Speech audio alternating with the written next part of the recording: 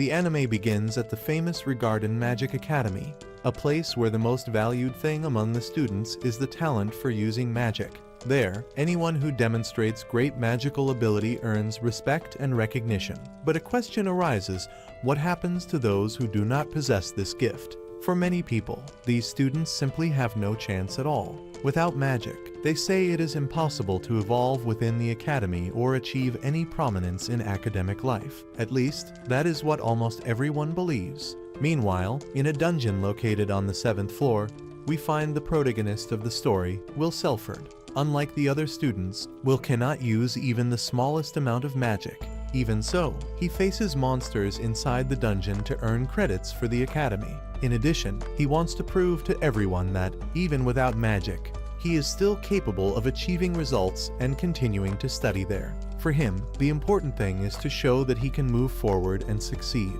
even without possessing the ability that everyone considers essential. Next, the scene shifts to a classroom. The teacher Edward Serens is teaching magic to the students. During the lesson, he calls Will several times to come down to the front of the room and perform a practical test. However, Will is distracted while writing in his notebook and takes time to realize that he is being called. When he finally understands that the teacher is speaking to him, he immediately becomes discouraged, because he imagines that he will be forced to demonstrate magic in front of everyone. Even so, Will walks down to where Edward is. The teacher then hands him a catalyst and asks him to use it to summon a flame. Nervous, Will points the wand at the ore and recites the spell that should produce fire. However, nothing happens. This occurs because he simply cannot use magic. Upon seeing the scene, some students begin to laugh and mock him. Edward tells everyone to remain silent. Even so, clearly frustrated, he comments that it is absurd for there to be a student in that institution who cannot use even the most basic spell. According to him, Will is just a typical bookworm, someone who only stands out in theory.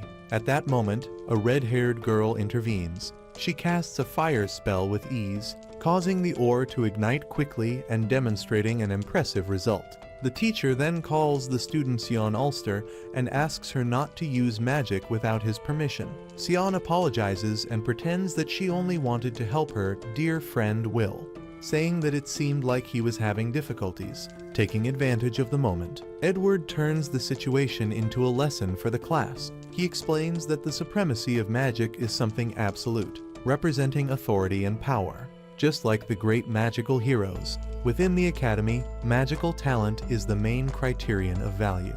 Therefore, according to him, someone who possesses only theoretical knowledge but cannot use magic does not deserve to be in such an honored place. He even insinuates that people with impossible dreams, like Will, should leave the academy as soon as possible. After class, Will leaves the room. Sion and some classmates surround him in the hallway and begin to mock him. They comment with disdain that he needs to enter dungeons just to kill monsters and earn a few points, saying that this is a disgrace to the academy. Suddenly, Colette appears, a 6th-year student. She immediately intervenes and confronts Sion. He replies that a student as talented as her should not waste time defending someone as unsuccessful as Will. However, Colette counters by saying that Will is a very kind person and that he strives more than any other student. In addition, she states that she will not allow them to continue despising her friend. Sion is surprised by her attitude, but soon responds that kindness and effort are not enough to turn someone into a great mage. When Will approaches, Sion also adds that becoming a Magia Vander is an impossible dream for him. After that, she and her friends leave, saying that they do not want to waste any more time with someone so mediocre. As soon as they walk away, Colette and the small Kiki stick out their tongues at the group, clearly irritated with the situation. Next, they walk with Will through the castle corridors. Colette comments that he should not let himself be shaken either by Sion's words or by the attitude of Professor Edward, who should not have humiliated a student in that way. Will, however, admits that part of what they said is true. After all, he really cannot use any kind of magic. In addition, he comments that he even feels embarrassed for making a beautiful girl like Colette worry so much about him. Upon hearing this, Colette blushes slightly, but tries to hide it, pretending to be irritated. As she comes from a noble family, She says that she needs to maintain her posture and composure. Shortly after, she notices that Will seems lost in thought and asks what is happening. He replies only that he was admiring the beauty of the academy. The two then look at the sky, where the most powerful mages known as Magia Vander live, responsible for protecting the world. Will explains that, a long time ago, people knew nothing about the sky and the world lived immersed in chaos because of invaders coming from it. After much suffering, 5 great mages faced these threats and managed to drive them away. They sealed the sky using powerful magic and brought peace to the world. Since then, all mages share the same dream: to one day become a Magia Vander. While she continues looking at the sky, Colette asks if the woman with the ice staff is Albis, known as the Ice Maiden. Will replies that yes, and we see that she is sitting near a window, observing everything from above. At that moment, Will remembers the past. In a flashback, he appears playing with his childhood friend, the Elfaria. At that time, the two dreamed of becoming Magia Vander, so they could reach the sky and watch the sunset from there. Will became excited about Faria's dream, and the two promised that, when they grew up, they would achieve that goal together. But as the years passed, things changed a lot. Faria revealed an incredible talent for magic and ended up becoming the youngest Magia Vander in history. She left alone toward the blue sky. Meanwhile, Will followed a completely different path. He does not possess any talent and cannot use even a single drop of magic. Even so, he cannot forget that promise made when they were children. No matter how impossible it seems, Will continues fighting to achieve that dream, hoping that one day he will be able to stand by her side again. Soon after, the scene changes once again. Professor Warner is scolding Will for having returned to the dungeon without permission. In addition, he went alone all the way to the 7th floor, which is extremely dangerous. Will apologizes, but we soon discover that he does this mainly to earn credits. Taking advantage of the moment, he asks how many points he will receive for the monster he defeated. Warner becomes irritated when he realizes that this is the only thing that seems to matter to him, but replies that he will give 2 credits for the achievement. While he celebrates, an Academy staff member asks if he is still determined to become a Magia Vander.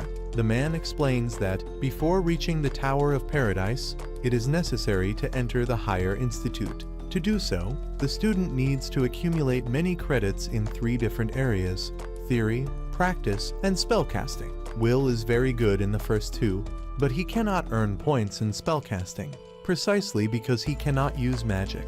Because of this, he would end up with only 7,200 credits, which makes it almost impossible to advance using only points obtained in practical battles, especially for someone who cannot use magic at all. Even after hearing all that, Will does not show the slightest intention of giving up. Warner, irritated, continues complaining to him and says that someone like Will should not even dream of becoming a Magia Vander. After all, he does not even know if he will be able to graduate, since in the last exam he did not earn any credits. In addition, there is an important test coming up next week, and to take part in it, Will needs to gather certain points before the deadline. Upon hearing this, Will panics. He realizes that he has only 2 days to obtain the missing credits. Quickly, he begins reviewing his notes, looking for some monster he can defeat to complete the required score. As he analyzes everything carefully, Warner comments that there is a Baskerville on the 7th floor of the dungeon. According to him, that monster is probably waiting for someone like Will, a typical bookworm, to appear there and face it. Will become so excited by the information that he ends up hugging Warner in gratitude. The professor tries to break free, clearly uncomfortable with the boys' enthusiasm. However, without them noticing, Xian had been listening to the entire conversation. Upon understanding Will's plan, she decides to go to the dungeon first to defeat the monster before him. That way, Will would not be able to get the necessary credits and would end up being expelled from the academy. Some time later, Will heads to the dungeon accompanied by Kiki. He comments that defeating a wild Basker should not be so difficult, as long as he is careful with the creature's fire breath. Otherwise, he might end up like the boy who was burned alive the last time he faced one of those monsters. Meanwhile, Sion and some classmates are also searching for the monster in the same place. Lyril asks if he is sure that they should be exploring the 7th floor without authorization. Sion becomes irritated by the question and responds rudely, as if he were being treated like a fragile child.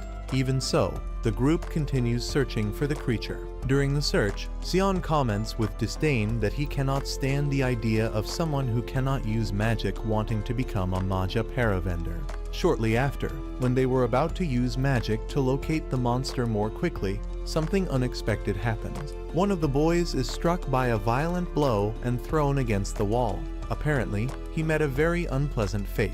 Lyril panics upon seeing that. Her screams echo through the dungeon corridors and reach Will's ears, who was in another area. Without wasting time, he runs toward the sound to find out what is happening. When he finally arrives at the location, Will realizes that only Sion is still standing. She is desperately fighting against a creature that is definitely not a Baskerville. In fact, it is a malevolent sentinel, a huge monster that carries a gigantic sword. This creature is worth 10 credits and has a level higher than 5. Hidden behind a wall, Will watches the scene and becomes confused. He wonders why a monster like that is on that floor of the dungeon, since it should appear only on much deeper levels. While thinking about it, he realizes that Sion's magic is having no effect on the creature. For a moment, Will thinks about leaving. He wonders if he really needs to save someone who has always treated him with disdain since he entered the academy.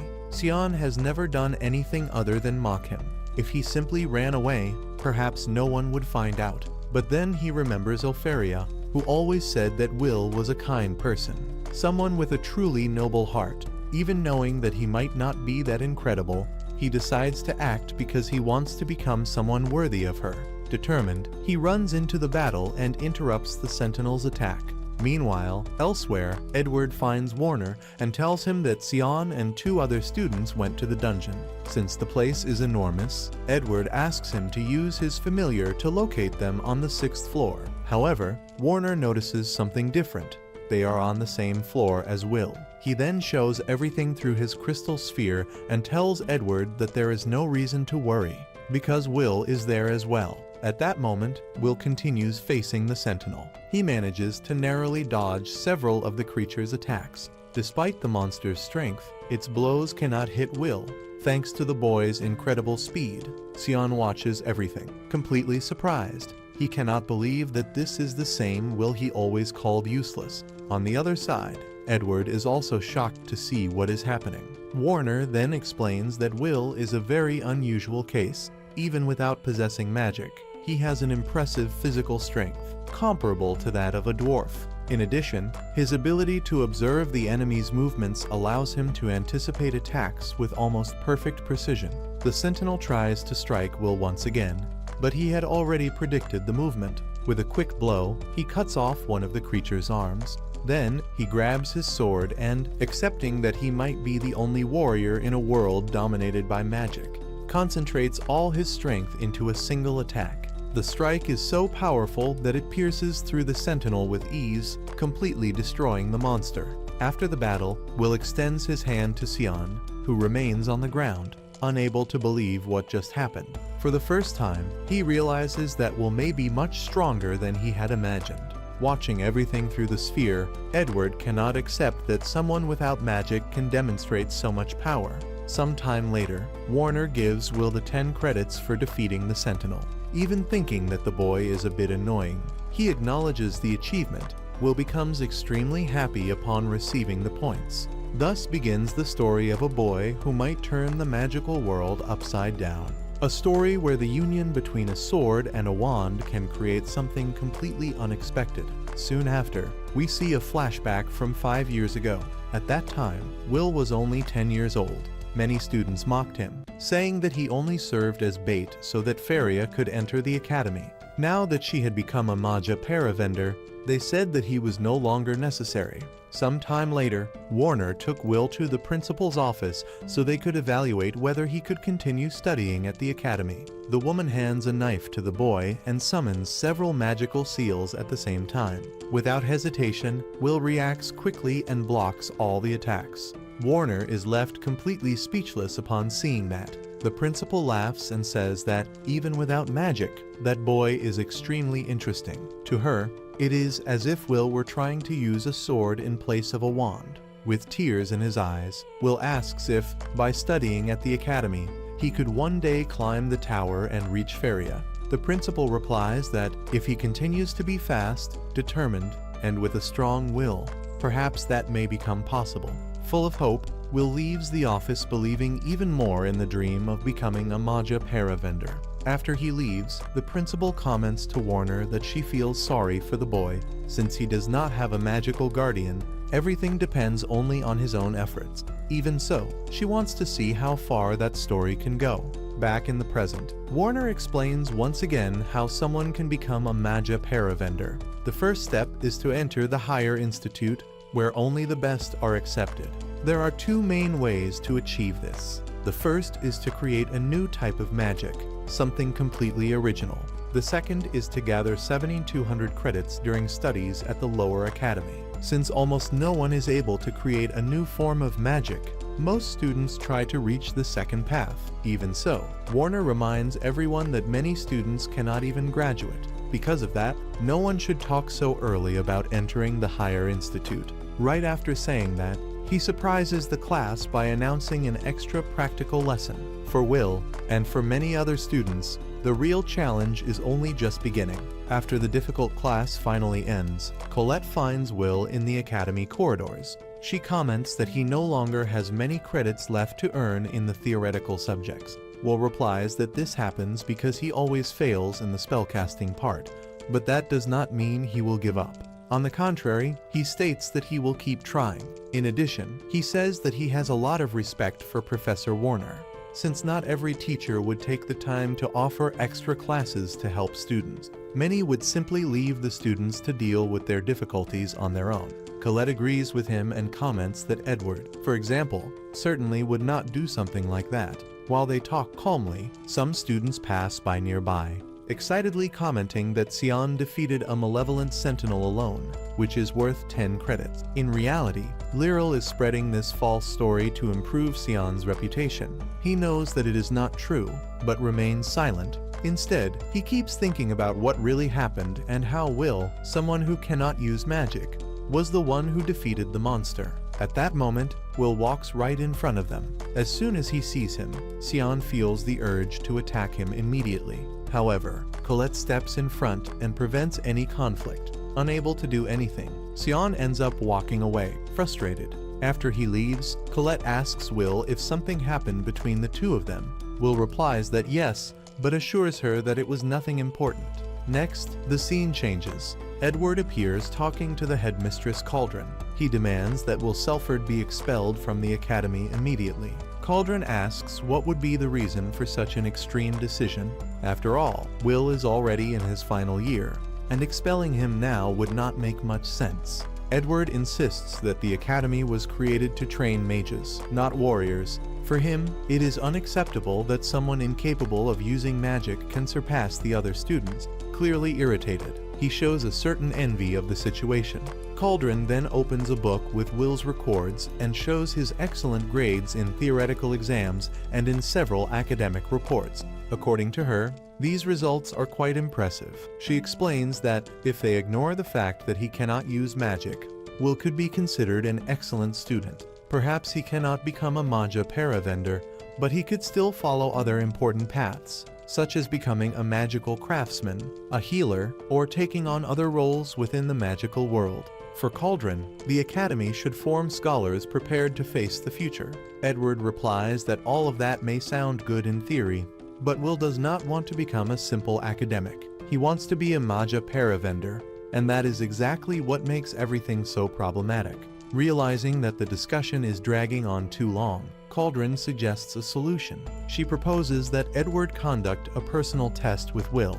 That way, he could prove that the boy is incapable of achieving that goal and then decide on his expulsion. Edward immediately accepts, smiling with confidence. Unlike Warner, he does not intend to show any mercy. After leaving the room, he seems completely satisfied. Once he is gone, Cauldron comments to herself that she hopes that Test will finally face the truth. According to her, no one understands the path to becoming a Magia Vander better than the mysterious dark mage of the Viper. In another scene, we see Will studying together with Colette. He is working very hard because he knows that if he loses even a single credit, he will not be able to enter the higher institute. At the moment, he is writing about the history of the dwarves, describing how they were brave warriors who faced extremely powerful magic without ever giving up. While explaining this to Colette, Will comments that a person's determination and willpower can overcome even magic. However, Colette seems a bit distracted, observing some strands of gray hair that he has on his head. She even jokes that he should get some rest. Suddenly, Edward appears and tells the two of them to stop making noise. Then, he orders Will to follow him immediately to the spellcasting practice room. When they arrive there, Edward makes it clear that this will be an extra lesson, motivated by Will's constant inability to use magic. Without explaining the reason very well, Edward casts a powerful spell right in front of him. Will becomes completely confused and asks what is happening. Then Edward reveals the rules of the test. If Will manages to land just one hit, he will receive 5 credits in spellcasting. However, if he fails, he will have to leave the academy immediately. According to Edward, someone without talent should not even dream of becoming a Magia Vander. Right after saying that, he casts the first spell and orders Will to prepare to fight. The battle begins suddenly, catching the boy completely off guard. Meanwhile, elsewhere, Warner meets Cauldron, who had called him to explain everything that is happening. She shows, through a magical sphere, the fight between Edward and Will. Warner is shocked and asks what is going on. Cauldron explains that Edward is testing Will, and that no one can interfere. According to her, if Will wishes to be recognized as a candidate for Magia Vander, he must face this kind of challenge. Warner finds all of this extremely unfair and even cruel. He remembers that Edward almost became a Magia Vander in the past. He came very close to the top, but ended up being defeated and never managed to achieve the title. Even so, Cauldron insists that the test must continue. Back to the fight, Edward begins casting spells continuously against Will. The boy tries to dodge all the attacks, but soon begins to grow exhausted. Even though it is low-level dark magic, the spells are still extremely powerful. At one moment, Will runs quickly toward Edward and tries to land a kick. However, the teacher's defense is practically impenetrable. The impact is so strong that it ends up pushing Will back, even causing his glasses to fall to the ground. He watches in amazement the way Edward casts spells without even needing to recite them, maintaining both perfect defense and attack. Even almost out of strength, Will tries to stand up again. Edward then comments that he will use only 2 spells against him: his black flames, capable of burning him completely, and his magical shield, which can block any attempt of physical attack. He activates Magical Doctrine number 27 and states that someone incapable of mastering 1,000 spells should at least try to master a single spell with perfection. Will begins to pay attention to his words and realizes that Edward is using overlapping spells, creating a true rain of attacks called Dax Darrens. Will tries to escape quickly, but Edward gives him no chance. The blows fall one after another, while he moves his wand as if he were conducting an orchestra of destruction. In the end, Will ends up falling to the ground, completely injured. He admits to himself that he cannot defeat a high-level mage like Edward. Even so, he thinks that perhaps things would be different if he at least had his sword with him. Meanwhile, Colette continues waiting in the corridors, near the lockers. She begins to find everything very strange. Edward had never shown any interest in helping Will, so why would he suddenly decide to give extra lessons? The more she thinks about it, the more she believes that something is wrong. At that moment, Kiki appears running and makes a gesture indicating Will's locker. Colette immediately understands that he may be in danger. When we return to the practice room, we see Will lying on the ground after receiving several attacks from Edward. The teacher approaches and coldly says that the Magia Vander are elite mages.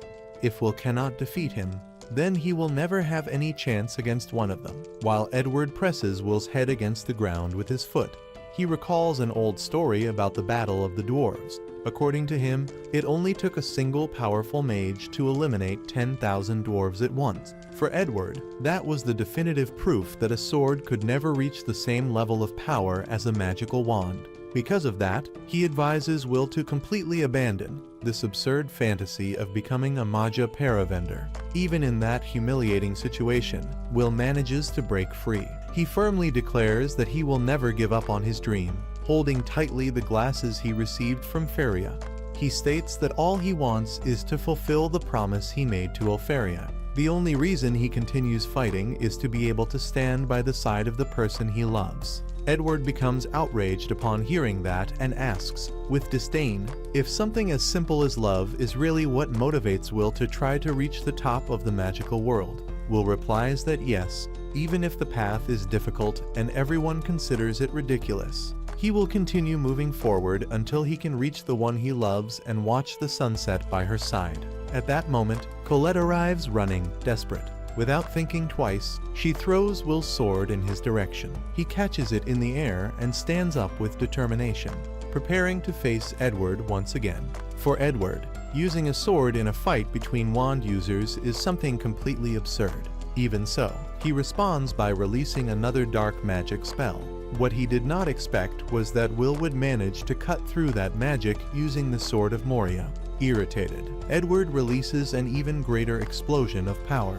Will feels the true terror of the 1,000 black flames surrounding him. The energy released is so intense that he clearly realizes the enormous gap that exists between him and a true Magia Vander. For a moment, he feels the urge to run away. However, he knows that he cannot retreat. Determined, Will breaks through the barrier of flames and advances once again toward Edward. Colette shouts, asking the teacher to stop, but Edward continues attacking with everything he has. Even so, Will keeps moving forward step by step.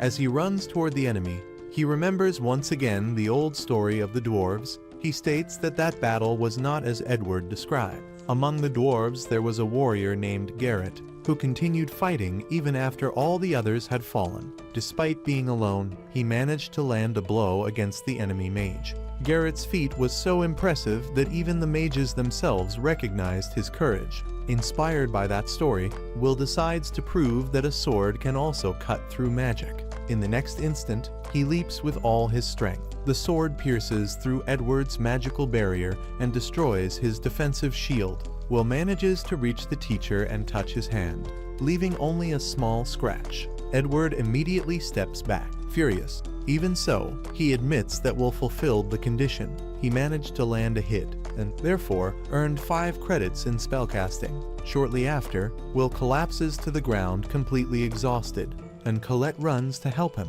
Watching everything through magic, Cauldron is impressed by the result. She comments that Will manage to advance without caring about anything other than his own physical strength, using pure determination to break through Edward's defense. Meanwhile, in the surroundings of the academy, a strange blonde girl with an almost psychotic behavior appears preparing something mysterious related to Will. The scene then shifts to a flashback.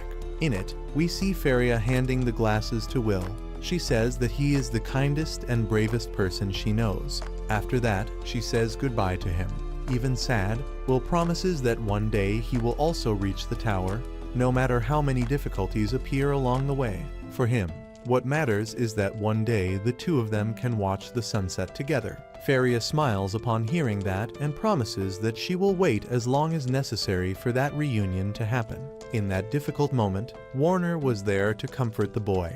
Will then promises that he will never again allow sadness to make him feel weak or useless. Returning to the present, we see Will walking through the streets of the district called Slungland. Since he does not possess magical talent, he decided to dedicate himself as much as possible to his studies and work. Among his tasks is delivering all the correspondence in the region. During one of these deliveries, he briefly talks with an elderly man and soon continues on his way. At a certain moment, he trips and almost drops all the newspapers he was carrying. Only one of them ends up slipping away. When picking it up, Will notices something important. The news reports that the Higher Institute sent a special order to the academy related to an elf student. Surprised, he immediately runs home and calls his friend Rosti, asking for help.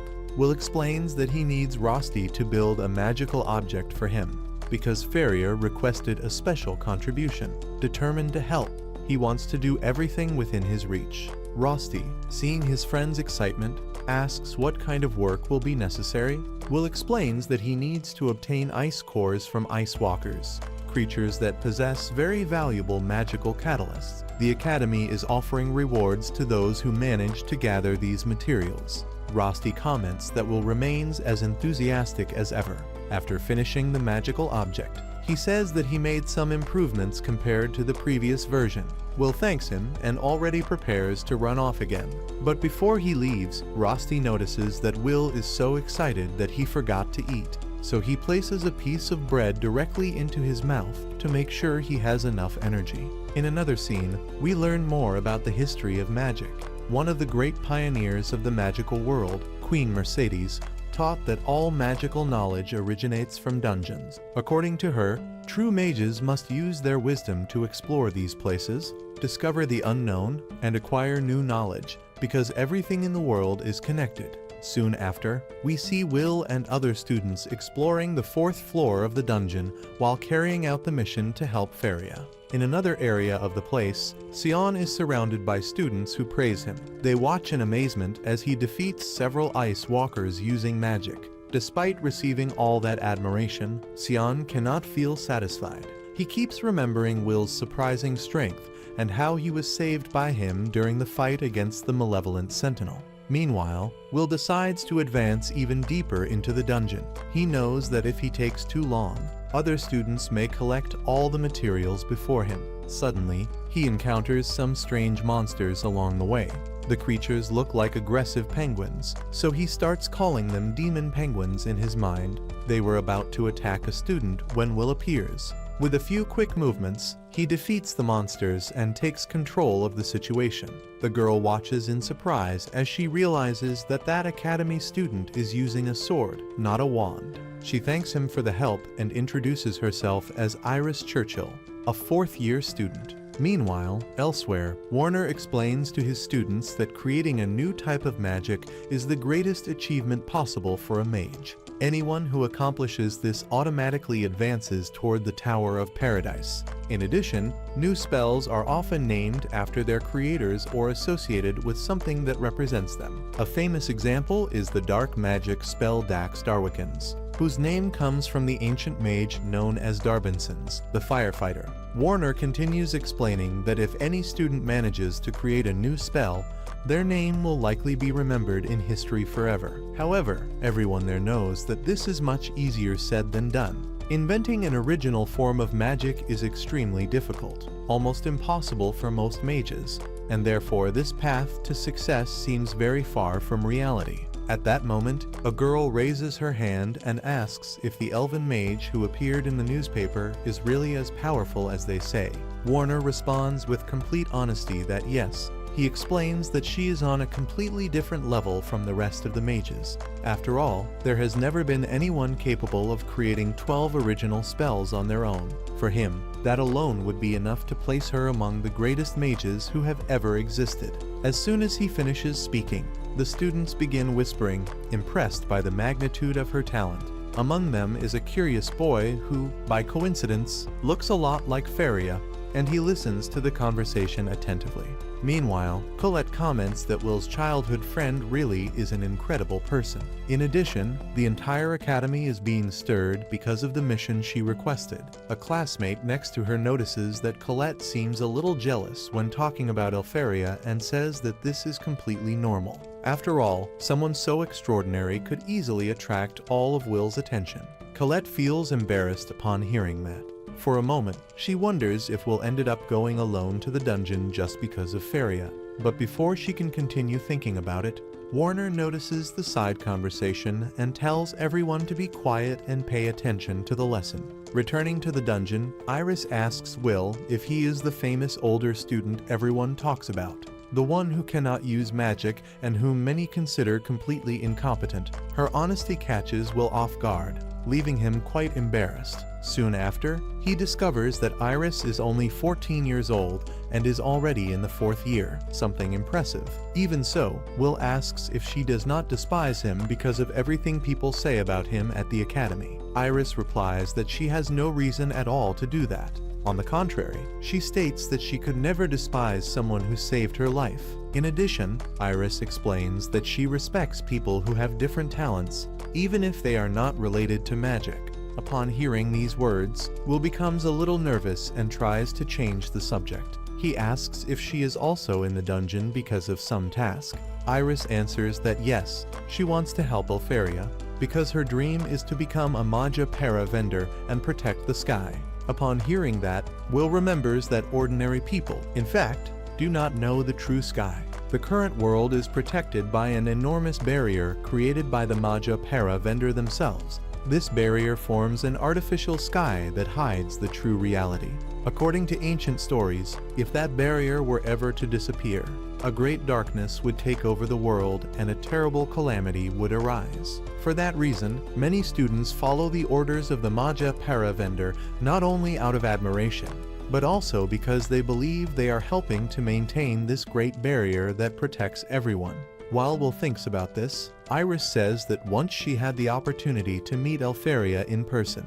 She explains that, on that occasion, she was trapped inside a dungeon, completely surrounded by monsters. When she thought she had no way out and was going to die, Elfaria suddenly appeared and saved her life. For Iris, that moment was like seeing a goddess descending from the sky. She speaks with great excitement about that moment and says that she hopes to be able to see her again someday. While the conversation continues, Will is looking for signs of the ice walkers. He explains that these creatures usually leave trails of ice fragments on the ground, normally measuring between 1 and 10 millimeters. However, upon observing the ground more carefully, he finds a piece of ice that is more than twice the normal size. This indicates that there is probably a much larger monster in that cave. Upon hearing that, Iris becomes frightened. She suggests that maybe it would be better to retreat, since facing something of that size would not be a good idea. However, Will enters the cave without thinking twice. For him, magic is something incredible, but it is not everything, especially inside a dungeon. Their experience and strategy also make a big difference. In addition, he trusts his own methods to deal with dangerous situations. Iris still does not fully understand what he means, but suddenly Will notices a flash coming toward him. He reacts quickly, dodging the attack and pulling Iris back to protect her. Soon they realize that it was not an ice walker, but rather a frost rex, the most powerful ice monster on that floor of the dungeon. The creature is worth 6 credits and has a level higher than 5. The frost rex fires a powerful beam of ice, but Will manages to dodge and quickly places Iris in a safe spot. She begs him not to face the monster, explaining that physical attacks do not work against that creature. The frost rex's body is made of solid ice, capable of freezing anyone with its power. That is why it is known as a true dwarf killer. Normally, it can only be defeated with long-range magic. Even so, Will states that there is no reason to worry. He assures her that he has faced monsters like that before. The Frost Rex begins to charge another ice attack and fires it directly at Will. However, he manages to dodge it with ease, running quickly across the frozen area of the cave. Taking advantage of an opening, Will uses a magical device he received from Rosti. He wraps the monster's body with the equipment and waits a few seconds before activating it. Soon after, a large explosion of fire takes over the place. When everything finally calms down, Will mentally thanks Rosti. The new devices are much better than the old ones, and thanks to them he was able to execute his strategy. The Frost Rex is especially weak against explosions and fire attacks, which made the plan even more efficient. After the battle, Will begins searching for the monster's ice core. Meanwhile, Iris watches everything in silence. Standing a bit apart, she begins to realize that the rumors about Will at the academy are completely different from reality. While she is lost in thought, Will approaches and says that it is already time to go back. They have already gathered enough materials for the mission. Iris quickly changes her expression and thanks him for the help. Some time later, we see Iris arriving at the Tower of Mages.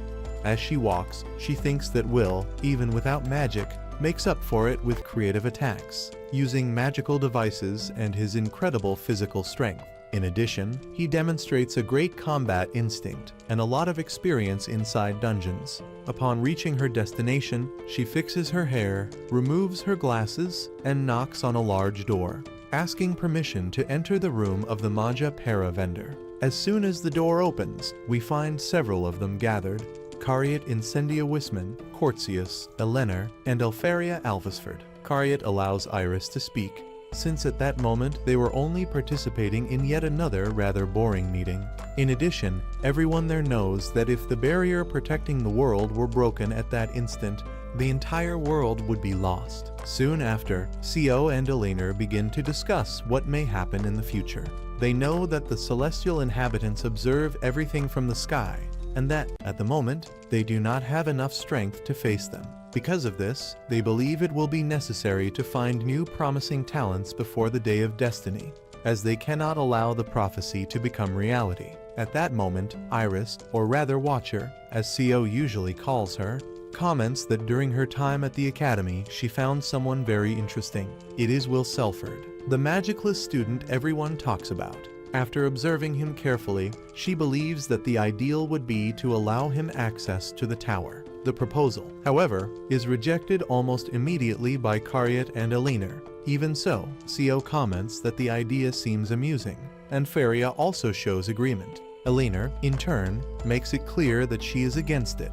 She does not like the idea of surrounding herself with people she considers inferior. In response, someone states that, to him, the most important thing is that each person can be useful. The conversation begins to grow tense, and the tension among them increases. But Cariat interrupts the discussion before it escalates. He advises everyone not to make hasty decisions. Soon the great magical festival will take place, and after seeing the participants' results, they will be able to decide more calmly. After all, only the most capable will be able to reach the top.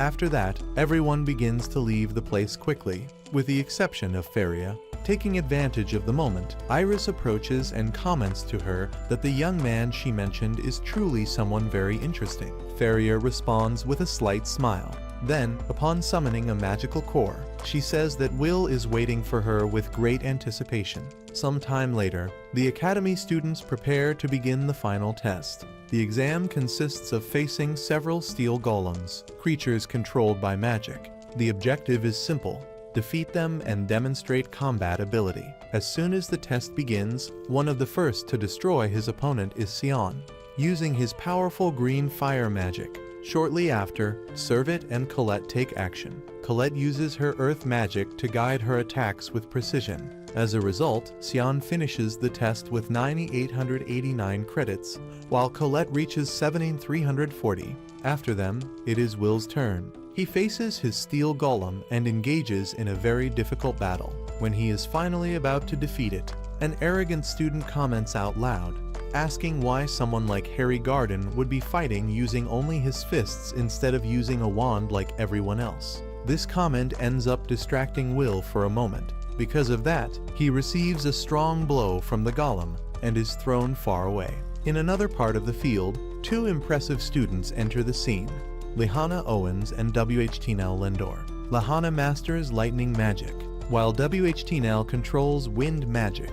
During the test, Lehana destroys her golem by firing several electric arrows, hitting the enemy repeatedly until destroying it. With that, she earns 10,100 credits. Meanwhile, WHTNL finishes his test by summoning a powerful tornado, which completely shatters the steel golem, guaranteeing 1075 credits. Even so, when everyone believes that nothing could surpass that, Julius Rienberg appears. With great confidence, he creates several ice stones and quickly launches them against all the remaining golems. As soon as these stones touch the creature's armor, they transform into frozen roses. Then Julius simply says the word "release," and immediately all the golems become completely frozen and deactivated. With this impressive technique, he finishes the test with 1048 credits. When the test ends, Lehana comments that she did not imagine the others would still be so skilled. WHTNL replies that there was no reason to think otherwise.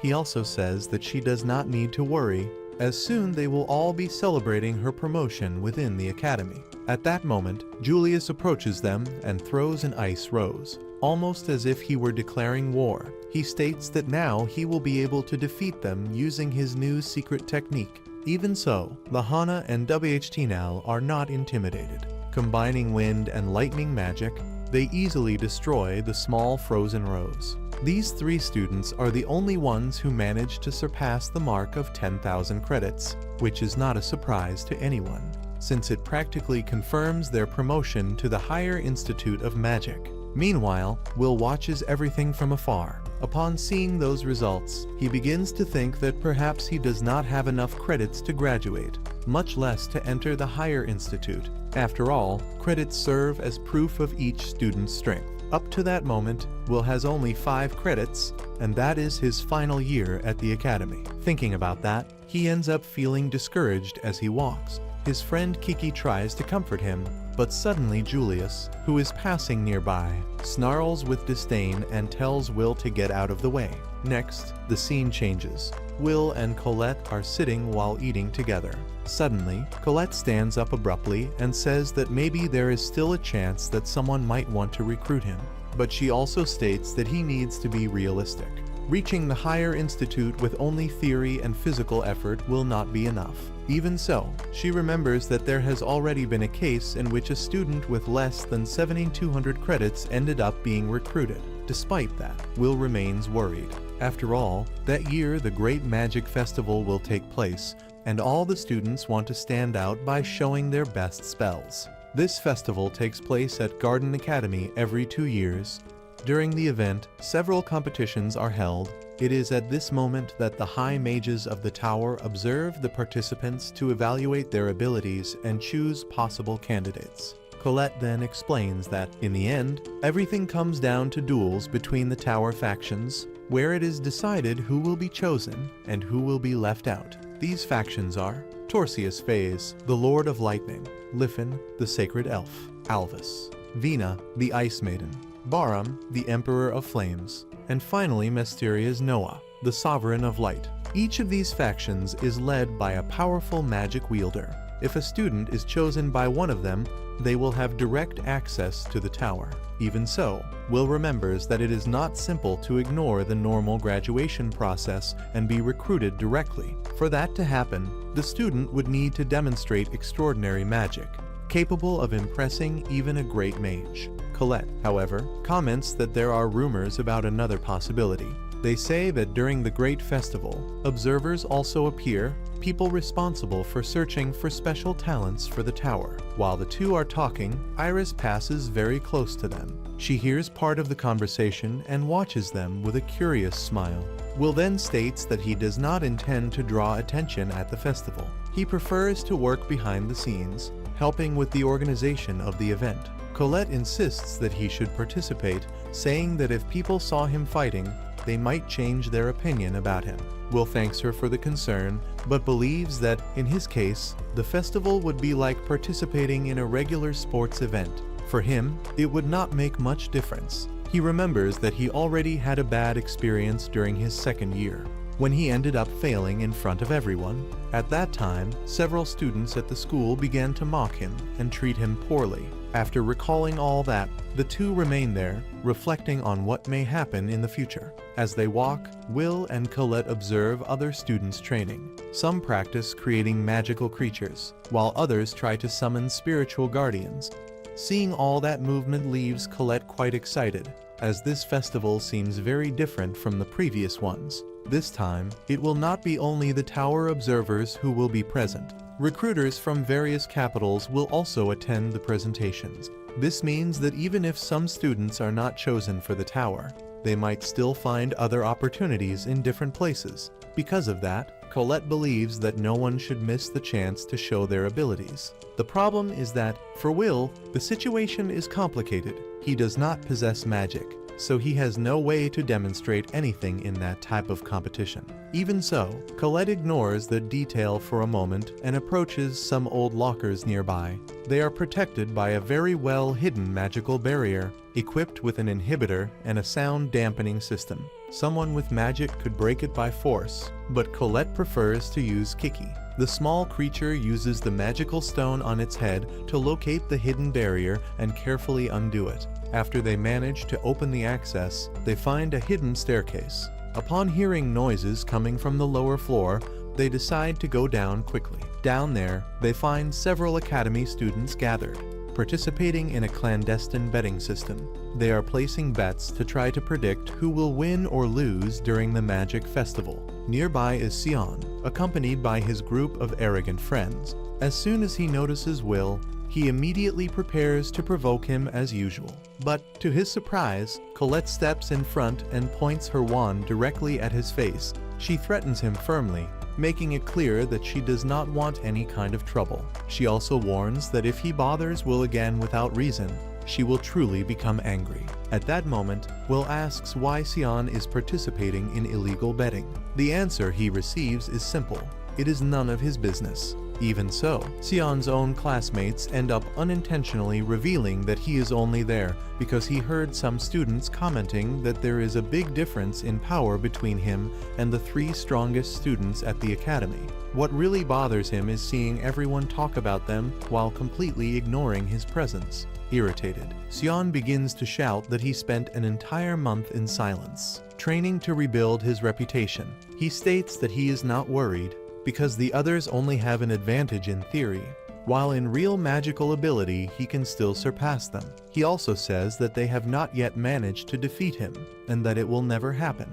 Even so, he realizes that he is practically justifying himself to someone he considers an idiot, so he decides to stop talking. Later, Will finishes one of the day's classes and wakes Kiki so they can leave. When he is about to go out, Colette asks if he has any plans, because she would like to accompany him to the training dungeon. Will smiles and apologizes, explaining that he needs to go work at Gina's tavern, so he will not have time for that. Colette ends up getting irritated with the answer. That same night, on Slunglin Street, located outside the great capital of magic, stands Gina's tavern. The place is known for receiving many dwarf miners who spend the night drinking to forget the fatigue of their work. Their laughter and loud conversations can be heard from the other side of the street. In the kitchen, Gina prepares a large bean stew for one of the customers. Meanwhile, Will works there as a waiter on some days of the week. During the day, he studies at the academy,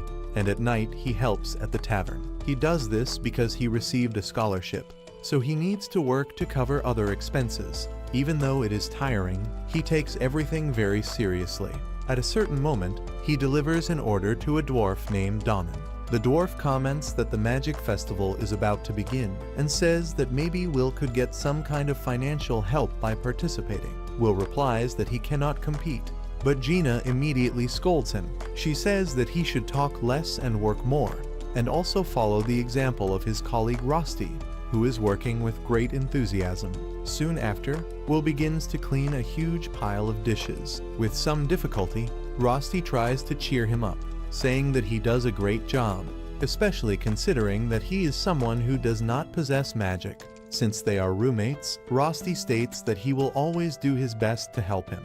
After finishing almost all the tasks of the night, the two begin washing the dishes so they can finally leave. During the conversation, Rosti remembers that dwarves usually do not pay very well. He suggests that maybe Will could talk to Professor Warner, who might be able to get him a better job. Will replies that the professor already worries a lot about him and that he does not want to keep bothering him. In addition, he says that he likes working there because Donnan and the other dwarves have always treated him well since he arrived. Because of that, he has a lot of respect for all of them. While they are putting away the utensils in the cabinet, a spoon slips from Will's hands at the exact moment Julius unexpectedly enters the tavern. As soon as he enters, Julius begins to complain, saying that the place looks like a pigsty.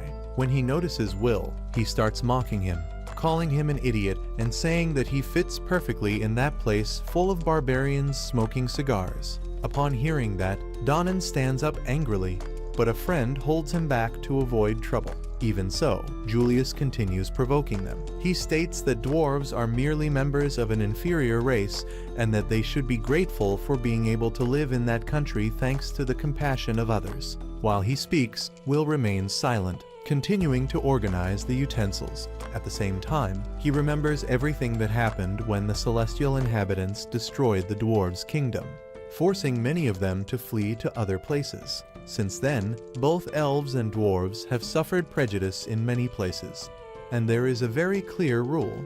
If one of them attacks a mage, their entire race will be punished for it. At that moment, Julius shouts at Will and demands that he bring food and drink immediately. Donan's blood begins to boil with anger because of the mage's arrogant attitude. Even so, Rosti reluctantly brings a beet soup to the table. Julius and his friends begin to laugh at the appearance of the food.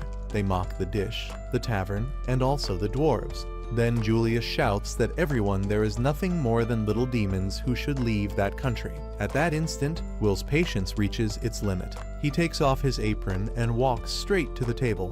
Rosti tries to stop him, but he has already reached Julius. Firmly, Will demands that he take back what he said about the beans. He explains that that dish represents the knowledge and effort of the dwarves, who cultivate their food with great hard work, even under the most difficult conditions. He states that it is not something that anyone should ridicule simply for amusement. The entire tavern falls silent. Gino watches the scene carefully. Julius responds with disdain. He says that just because the dwarves work hard, it does not mean they do not smell bad. To him, it is still something repulsive. Then he grabs the bowl of beans and kicks it toward Will, spreading food all over the floor and creating a huge mess. Julius's helpers also move forward to attack. They believe they will be able to hit Will easily, but only fools would think that, with speed, Will grabs both of them by the neck and throws them to the ground, leaving them unconscious. After that, he faces Julius and says that the hatred that exists between them no longer makes much sense. But the contempt that Julius shows toward the dwarves is even worse. For Will, anyone who acts that way ends up being worse than any beast. Julius, however, just laughs at the situation. For him, all of this is just a way to humiliate Will in front of everyone. Without wasting time, he uses his magic to freeze the entire tavern and begins attacking from multiple angles at the same time. Will manages to dodge many blows, evading with agility, but Julius concentrates even more power and manages to immobilize him with ice. Then he slowly approaches and points his wand, making an ice rose appear on Will's chest while smiling arrogantly. At that moment, Donan shouts for Julius to stop before he crosses all limits. When Julius prepares to freeze Will completely, he notices the boy's firm gaze. That expression makes him change his mind. It seems that simply leaving him trapped in ice would not be enough. Then Julius decides something else. He points his wand at Will and orders him to participate in the Great Magic Festival. His intention is simple. He wants to humiliate him in front of the entire academy. Will manages to break the ice quickly and pulls the wand from Julius's hand by the tip. Donan asks both of them to stop immediately, but Rosti realizes that it is already too late to avoid the confrontation. Julius declares out loud that he will win and destroy everything that Will has built within the academy. Will accepts the challenge, but sets one condition. If he wins, Julius will have to apologize to Donan and the other dwarves. Sometime later, the day of the Great Magic Festival finally arrives. As the students gather, Calderon addresses everyone and gives a brief speech. He encourages the students to do their best, to use all their potential, and to never use their abilities for evil. After those words, he officially declares the festival open, and the entire academy begins to move. Among the observers is Rode Holland, a scout from the Fire faction. He orders that each group of participants be analyzed carefully, because in that place there may be true rough diamonds waiting to be discovered. Soon after, the sky race begins, an aerial race. Lahana quickly takes the lead, surpassing almost all the other competitors. The friends Snow and Flake comment that this was expected, since Lahana has always been one of the best. Beside them, a red-haired student comments that she finds it strange that the so-called Princess of the Earth is not participating in the magic competitions that year. Among the audience, many recruiters observe every detail carefully.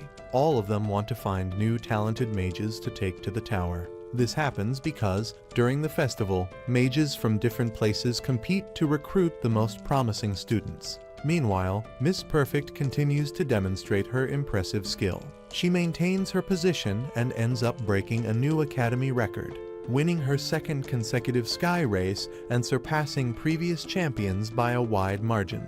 After the race, she decides to also participate in the crown attack, saying that she could not abandon a maiden in danger. In truth, this happens because Colette, in a moment of urgency, asks her to join their group, since they are lacking members. The red-haired girl feels pleased at the thought that she will have the opportunity to spend more time with Colette. She believes that she was chosen by her own merit, and not that useless Will, as she usually thinks. However, when she arrives at the meeting point, she is surprised to see Will already there. A few hours later, the afternoon events of the festival begin.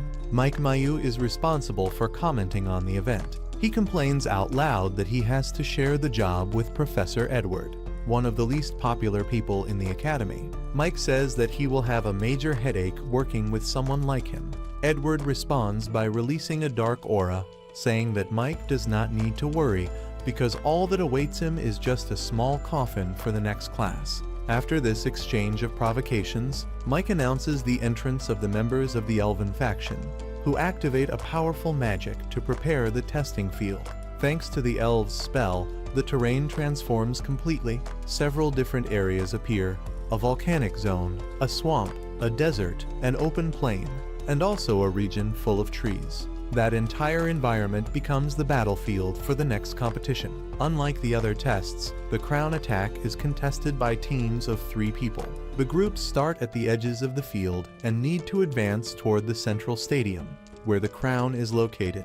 But the path will not be simple. In addition to the natural obstacles, the professors have also placed several traps throughout the terrain to make the challenge even more difficult. Furthermore, participants can directly interfere with other groups, hindering their opponents. Because of that, this test is considered the most chaotic of the entire festival, practically a free-for-all battle among the students. Edward explains that the objective of the event is to encourage teamwork and test the students' ability to deal with unexpected situations. According to him, the best way to approach it is to imagine that they are exploring a dungeon full of dangers. Mike interrupts by saying that the most interesting part will be observing the spells of the strongest students in the academy, even though it is something that should remain secret. He also comments that in the clandestine bets 2 groups are among the favorites: the DOS group, led by WHT Nal Lindor, and the new group, led by Julius Rienberg. Mike admits that he bet everything on WHT Nal, while Edward tries to make him stay silent to continue presenting the event. Soon after, all the teams are introduced. Among them is Group 6, considered the least popular. Many find it strange to see Sion, who is one of the candidates for victory, forming a team with someone like Will. Some spectators begin to laugh and mock, saying that someone without magic should not participate in such an event. Meanwhile, the teams positioned in the desert zone prepare to begin the test. Professor Warner is responsible for guiding and supervising the students in that area. He is surprised when he realizes that Will is among the participants. Warner complains, saying that the boy should not be there, and reminds him that he has already warned him several times about it. Even so, Will faces him with great determination. He replies that he knows many people mock him, but even so he needs to win that competition, no matter the cost. Warner tries to stop Will from continuing, but it is clear that he does not intend to give up. Colette apologizes to the professor, explaining that Will is extremely determined and rarely backs down once he makes a decision. Soon, the long-awaited event finally begins.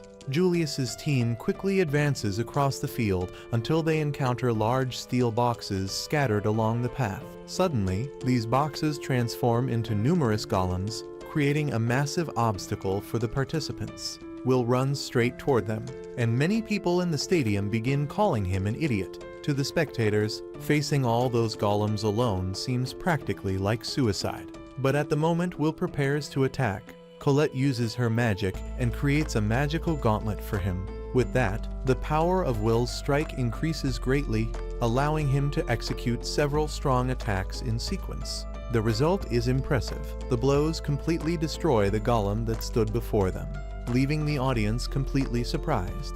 Many would never have imagined seeing Will fighting at that level. The strategy is simple.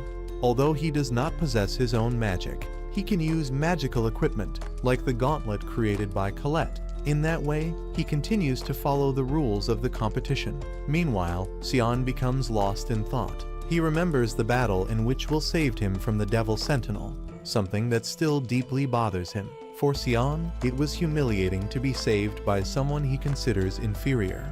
After that episode, he tried to become stronger to erase that shame. But now Will manages to take the lead in the race. The objective of the test is to reach the crown located at the center of the field first, and Will's group is ahead as they enter the desert zone. Suddenly, other iron boxes appear, different from the previous ones. They rise quickly into the air and begin launching magical projectiles at the students on the ground.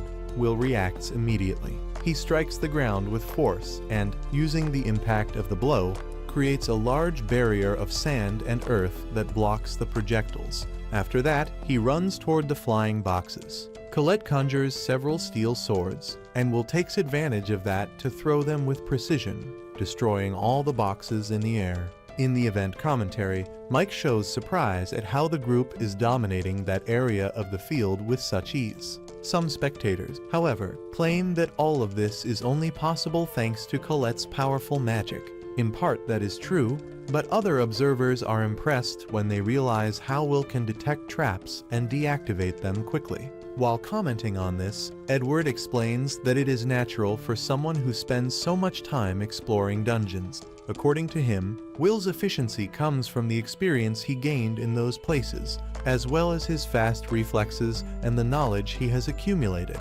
Among the crowd, Iris cheers excitedly and begins shouting, rooting for Will with great enthusiasm. Meanwhile, Julius continues eliminating several opposing teams without mercy, being as ruthless as he has always been in previous festivals. Even so, Group 6 continues to lead the competition.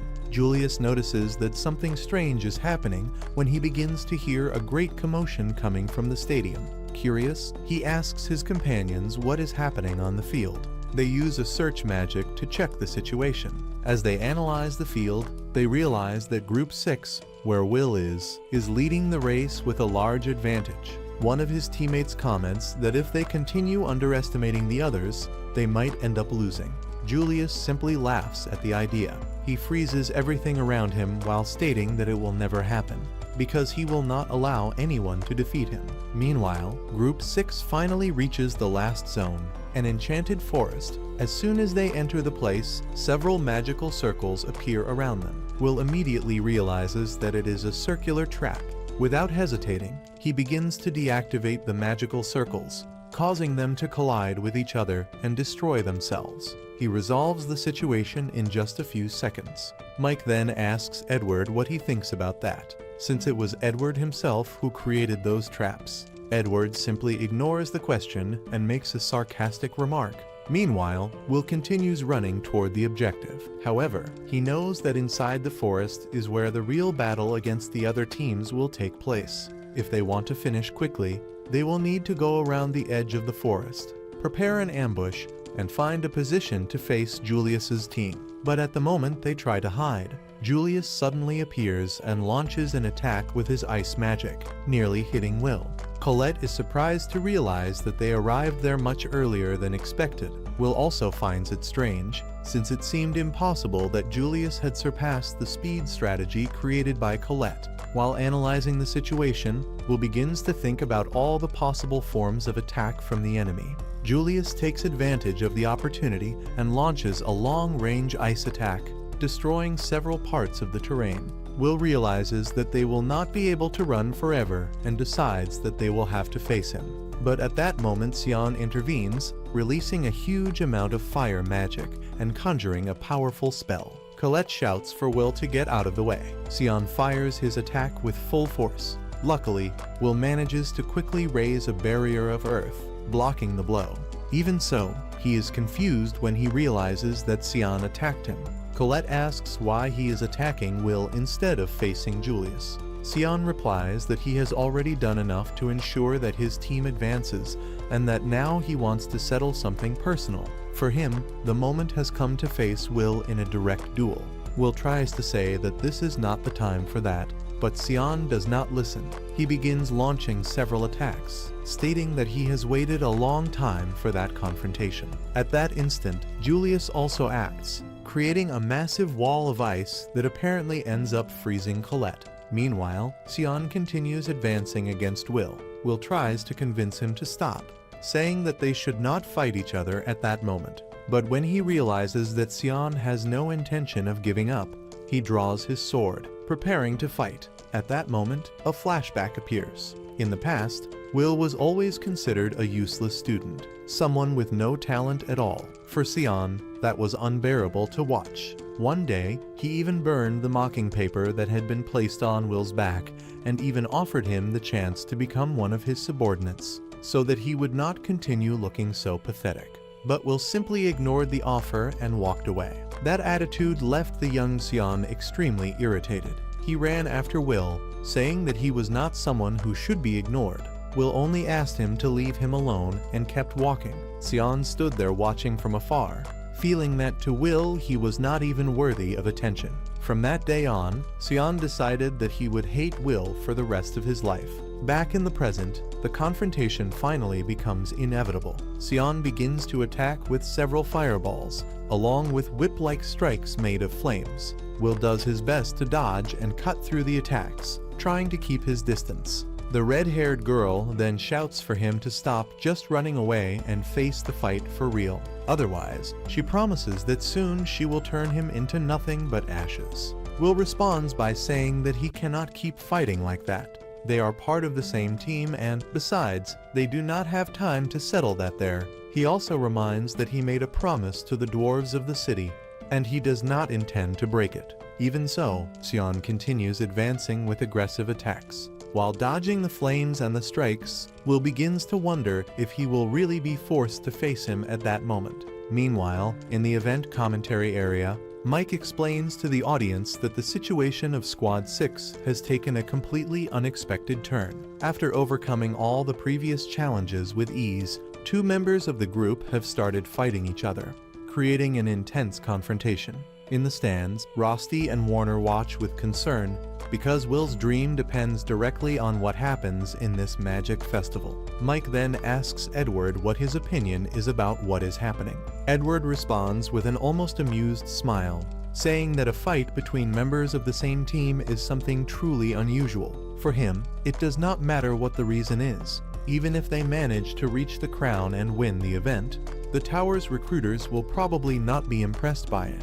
To the observers, that situation only makes the group look disgraceful. Mike is startled by the comment, but he notices that Edward seems very satisfied with what is happening. Meanwhile, the recruiters observe the scene with a certain disappointment. Until a few minutes ago, the group had been advancing brilliantly across the field. Even so, someone comments that Will still has enough credits to be among the top 4, but that problem will certainly be resolved that day.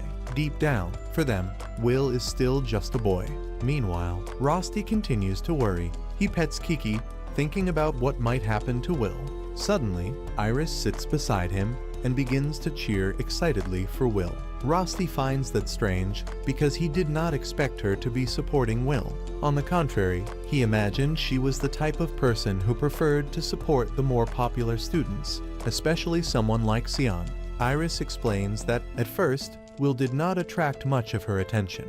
However, someone talked about him, and since then she began to take interest. Now she is so excited that she even bought a small dagger-shaped keychain similar to the one Rosti uses just to show her support. Rosti feels happy upon hearing that. After all, no one admires Will more than he does, as his roommate. Meanwhile, in another part of the field, Colette manages to escape from the explosion caused earlier. She continues dodging Julius's attacks, trying to return to help the two who are still fighting. Julius then provokes Colette, saying that she should stop running away or she might lose the title of Princess of the Earth. Colette immediately becomes irritated and warns him never to call her that again.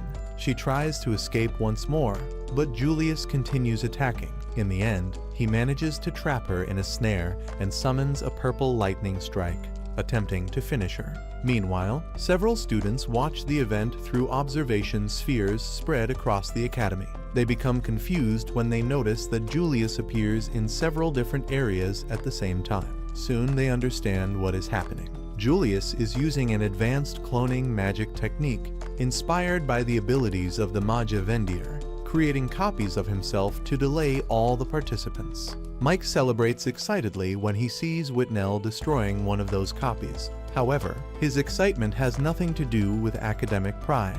In truth, he bet all his savings that Whitnell would win the festival. At another point in the academy, at the top of one of the towers, stand Philvis, Chalia, and Lafilla Farides, assistants of the Elven faction. Philvis says that he would like to leave, as he considers that festival extremely noisy and annoying. But Chalia responds that they cannot simply leave. After all, the event also exists to inform the inhabitants of Paradise, and everything must be reported to Lady Eleanor. Meanwhile, on the battlefield, Will continues dodging Sion's attacks. He begins to wonder why Sion seems so obsessed with him. Since childhood, Sion has always intimidated him and interrupted everything he tried to do. Will never understands the reason for that. He knows that many consider him a failure, but all he wants is for Sion to simply stop chasing him so that he can follow his path in peace. His objective is clear: to reach the tower and reunite with Elfaria. Sion continues attacking without stopping. Suddenly, he recites a powerful spell and summons a great Gardener's falcon, a guardian formed from flames. Will is surprised when he realizes how much Sion has evolved in such a short time. Soon, the falcon dives toward him. Will leaps into the air and tries to cut its wings with his sword, planning to bring it down and then attack directly. But he notices something unexpected. The falcon's wings regenerate immediately. Then Will understands that, to defeat it, he will need to destroy the Guardian's magical core. At that moment, the falcon unleashes a massive burst of fire. Will blocks the blow using his magical gauntlet while thinking of a way to get closer. Unlike many Guardians, which only protect their summoners, that falcon attacks relentlessly. In the event commentary, Mike is completely impressed by the intensity of the battle. Even Edward seems surprised when he realizes how much Sion has evolved. To him, the boy is already above the level of an ordinary student. Among the observers, a man named Rod is also impressed to see someone so young using an advanced fire spell and still summoning a guardian with such precision. His assistant explains that this is Sion Ulter, heir of the Ulter House, a family famous for its fire magic. Rod comments that, although Sion has great potential, he is still slightly behind names like Lahana Owens and other students who are at the top of the ranking. Even so, he finds it interesting how Sion managed to evolve so quickly in a real combat situation. Because of that, he intends to inform Kariat that the new generation of mages promises to be very talented. Meanwhile, on the battlefield, both Will and Sion are already showing signs of exhaustion. Even so, Sion shouts that they need to keep fighting. He remembers that when Will faced the evil sentinel, he seemed much stronger than he is now. Tired, Will drives his sword into the ground and asks why they need to continue that meaningless fight. That irritates Sion even more. For him, there is a clear reason. After everything Will has done and all the anger he has felt for years, Will should feel at least a little resentment as well. Will responds calmly that Sion is probably right. For a long time, he really did despise him and thought he would like to retaliate for everything. But now he cannot waste time on that. He needs to face Julius. Upon hearing that, Sion becomes even more irritated. To him, Will's silent indifference hurts far more than any insult. Sion says that just seeing Will and hearing his words is enough to make him furious. The irritation is so great that he can barely control himself. What angers him the most is realizing that Will keeps moving forward and refuses to give up, even without possessing talent for magic. For Sion, that makes no sense. Despite everything, even without magical ability, Will continues to move forward and still has the courage to look at everyone around him. Everyone except him. With his eyes filled with tears, Sion asks Will to stop ignoring him. At least once in his life, he wants Will to truly look at him. Those words deeply surprise Will. The last thing he expected was to hear something like that from Sion. Even though Sion never directly asked for recognition, Will had also never thought about accepting him in that way. Deep down, Sion has always been extremely selfish. Even so, now he seemed to be asking for exactly what he had always wanted. Noticing this, Will grips his sword firmly. If he truly wants to be acknowledged by Sion, then he needs to face him with all of his strength. Sion feels satisfied when he realizes that he has finally received Will's attention. As he begins to recite the next spell, Will prepares himself carefully, waiting for the right moment to anticipate the movement and counterattack. Any mistake now could cost a very high price. Sion launches an extremely dangerous double attack. On one side, he performs a powerful summoning, while on the other his guardian moves in to attack at the same time. Even so, Will has already understood the pattern of the battle. He manages to dodge every blow and advances quickly. In just a few movements, he cuts the magical core of the guardian and moves straight toward the red-haired boy. The two are about to decide the final battle. But at that exact instant, a massive rock appears between them. The stone was summoned by Colette. She appears in front of both of them, with her clothes almost completely burned. Will immediately asks where Julius is, but soon realizes that maybe he should first ask if she is all right. Colette replies that she managed to hit Julius directly in the face during the fight, but that right after that he simply disappeared. While Sion tries to understand what happened, he suddenly notices that Colette is practically without clothes because of the explosions. Desperate, he starts shouting for her to cover herself immediately, reminding her that she is the daughter of a noble house and should not appear in that manner in front of the entire audience. Annoyed, Colette replies that the truly indecent ones are the two of them, who started an absurd fight right in the middle of the festival. After that, she tells Will that he must go immediately after Julius. She herself will take care of Sion, but Sion refuses at the same moment. He states that no one is going to interfere in his path. Colette shouts back saying that, in fact, it is always him who gets in the way of everything. He always appears at the worst moment and ends up ruining the only chance that Will has to climb up to the tower. Suddenly, Will approaches and gently pats her on the head, thanking her for helping to save time. Colette turns completely red. Sion, irritated, asks if Will intends to ignore him once again.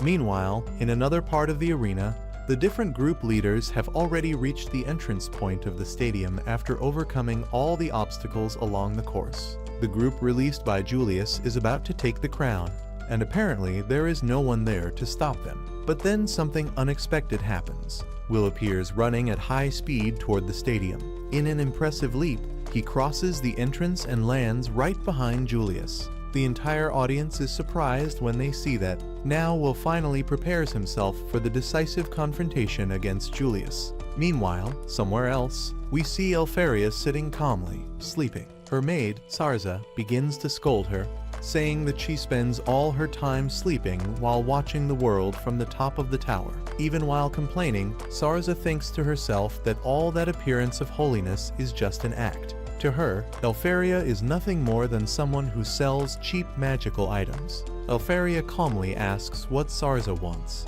Then Sarza shows some documents containing the names of the candidates selected by the recruiters. Among all of them, the one who drew the most attention was Julius Rain, who is causing a great impact during the magic festival. According to Sarza, Julius might even become Elfaria's successor in the future. Elfaria agrees calmly. If everything written in the documents is true, that possibility really exists. Back at the festival, Will finally approaches Julius. Julius seems satisfied that he made it that far. He says that it will be even better to win after humiliating Will in front of everyone. Will, however, states that he does not intend to lose. He even mentally apologizes to Donan and to the dwarves from the restaurant, in case something goes wrong. Julius responds with contempt, calling Will nothing more than a useless library rat, someone with absolutely no talent at all. Right after that, he covers the entire arena with a thick curtain of smoke. Will immediately prepares himself to fight. Even without being able to see properly, he manages to hear the movements around him and realizes that Julius is trying to attack him from the sides. He dodges a block of ice that suddenly appears. Even without seeing him, he is still able to locate Julius's position. But at the exact moment he is about to counterattack, another strike hits him unexpectedly. Julius asks if Will truly believes he can keep up with his movements. Then he reveals something surprising. He did not move even a single step. The audience is shocked when they realize that there are several Julius fighting at the same time. Will is also impressed when he understands what is happening. Julius is using clones. The copies begin to explode around Will, trapping him in a deadly trap. The commentator Mike becomes completely confused, unable to understand what is happening in the arena. Meanwhile, Evil Snake watches everything in amazement. He explains that Julius is using a secret art created by Elfaria Albis, known as Glass Fro, a set of 12 extremely powerful spells. These 12 spells are considered Elfaria's greatest masterpiece, and Julius is using the first one among them. The spell called Ars Un, capable of creating perfect ice copies of its user. Will asks how Julius managed to learn a magic created by Elfaria. Julius begins to laugh. With his usual narcissistic expression, he replies that it is simply natural talent and that he learned everything by studying magic on his own. Even if it is still only partial, this already places him close to the level of a true tower mage. Julius continues provoking Will, saying that one day he himself will surpass Elfaria. Those words make Will furious. He charges forward to attack immediately, but Julius was already expecting exactly that. Using his clones, he surrounds Will with an unrelenting sequence of attacks. Soon after, 3 clones join together to form a large barrier, creating a kind of ice cage around him. Julius says that it suits someone like Will perfectly, since he is nothing more than a wild animal. Throughout the entire Colosseum, everyone holds their breath as they watch the enormous block of ice closing in on Will. Mike shouts excitedly, saying that it is incredible. Edward comments coldly that Julius won without even needing to take a single step. For him, that represents exactly what it means to be a true mage. Even so, Julius still does not seem satisfied. He uses acoustic magic to amplify his voice and asks the recruiters what they thought of the spectacle. Then he declares before everyone that his ice magic, inherited from Albis, is superior, and that he will prove himself to be the true successor of Elfaria. The students are shocked when they realize that Julius is capable of using Elfaria's magic.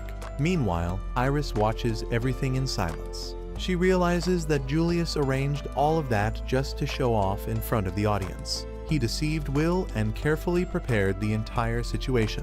But Iris also realizes something else. If Julius does not win now, that entire display might end up turning into a massive humiliation in front of everyone. At that moment, the enormous block of ice begins to crack and soon shatters completely.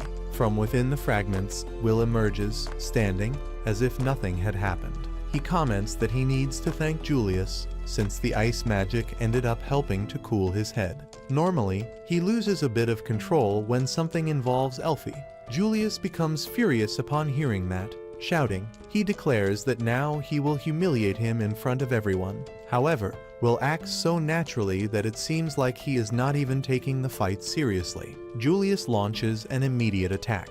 However, in an extremely fast movement, Will takes advantage of the trajectory of the projectiles and appears behind Julius's 2 allies. With precise strikes, he defeats them instantly, sending both of them to the ground. Meanwhile, he comments that the Rs used by Julius is still incomplete. In the stands, Edward watches the scene irritated, remembering that Will had already used that exact same strategy against him before. The entire Colosseum audience is shocked. No one expected Will to eliminate 2 such strong opponents so easily. At the same time, Julius's clones begin to disappear one after another. The students are completely confused, trying to understand what is happening. Will explains that he managed to interrupt the control of the clones by using Julius's own teammates as a distraction. The magic that Julius uses can only be maintained for a short time, and with his current talent he is still very far from reaching Elfaria, his beloved white-haired mage. Julius is shocked when he realizes that Will understands magic better than he does. Then, Will reveals that he grew up with Yuya in the same orphanage and studied her magic out of admiration. He acknowledges Julius's talent for being able to reproduce that technique, but explains that the spell he used was created by Elfaria when she was only 2 years old and still had many flaws. Shaken and furious, Julius creates 8 clones at once to win through sheer numbers. However, Will remembers that Elfaria used to fight him using 10 clones when they were children. Calmly, he dodges the attacks and destroys all the clones, defeating Julius with a final blow. The Colosseum falls silent for a few seconds before erupting in shock and admiration. Even without magic, Will defeated a powerful genius. In the stands, Iris celebrates the victory. After Will's impressive victory over Julius, everyone believes that he will win the tournament. However, while the others were fighting, Whitnell suddenly appears, grabs the crown, and wins the game, leaving the entire Colosseum in shock, especially Will, who is completely stunned. Whitnell's team is declared the winner at the tower. Elfaria then talks with Sarza and asks if there is any magic capable of going back in time or erasing memories. The question arises because Elfaria discovers that Will believed she used clones only to provoke him when they were children, when in reality she only wanted to spend more time with him. After the festival, Sion is still irritated that Will defeated Julius and promises to surpass him one day. Later, Will and his friends celebrate at the restaurant of the Ains family for having fulfilled a promise. Even without winning the tournament, Julius appears at the place humiliated, helping to wash dishes. After his defeat, Warner comments that, after the festival, Will's life will probably change. In fact, a few days later, at the academy, Will becomes very popular. Many students want to form teams with him for dungeon exploration training, even arguing among themselves because of it. Colette becomes irritated, since many of those students previously despised Will, and now only want to take advantage of his strength. Despite that, Will feels happy about the popularity, since he has always been very lonely. Colette then invites him to explore the dungeon with her, but ends up turning the invitation into a shopping trip, which leaves her extremely embarrassed. Later, on the next day, when they are about to go out together, Rust appears saying that he will also accompany them during the outing. He behaves in a strangely intimate way with Will, holding his hand, adjusting his clothes, and staying between the two the entire time, which makes Colette increasingly frustrated. Suspicious, she asks who Rusty really is, and even suspects that he might be a girl, since he is too handsome. However, Will states with complete certainty that Rusty is a boy, explaining that they have already bathed together several times, something that leaves Colette completely surprised. Rusty returns with drinks and jokes that he can drink from Will's cup,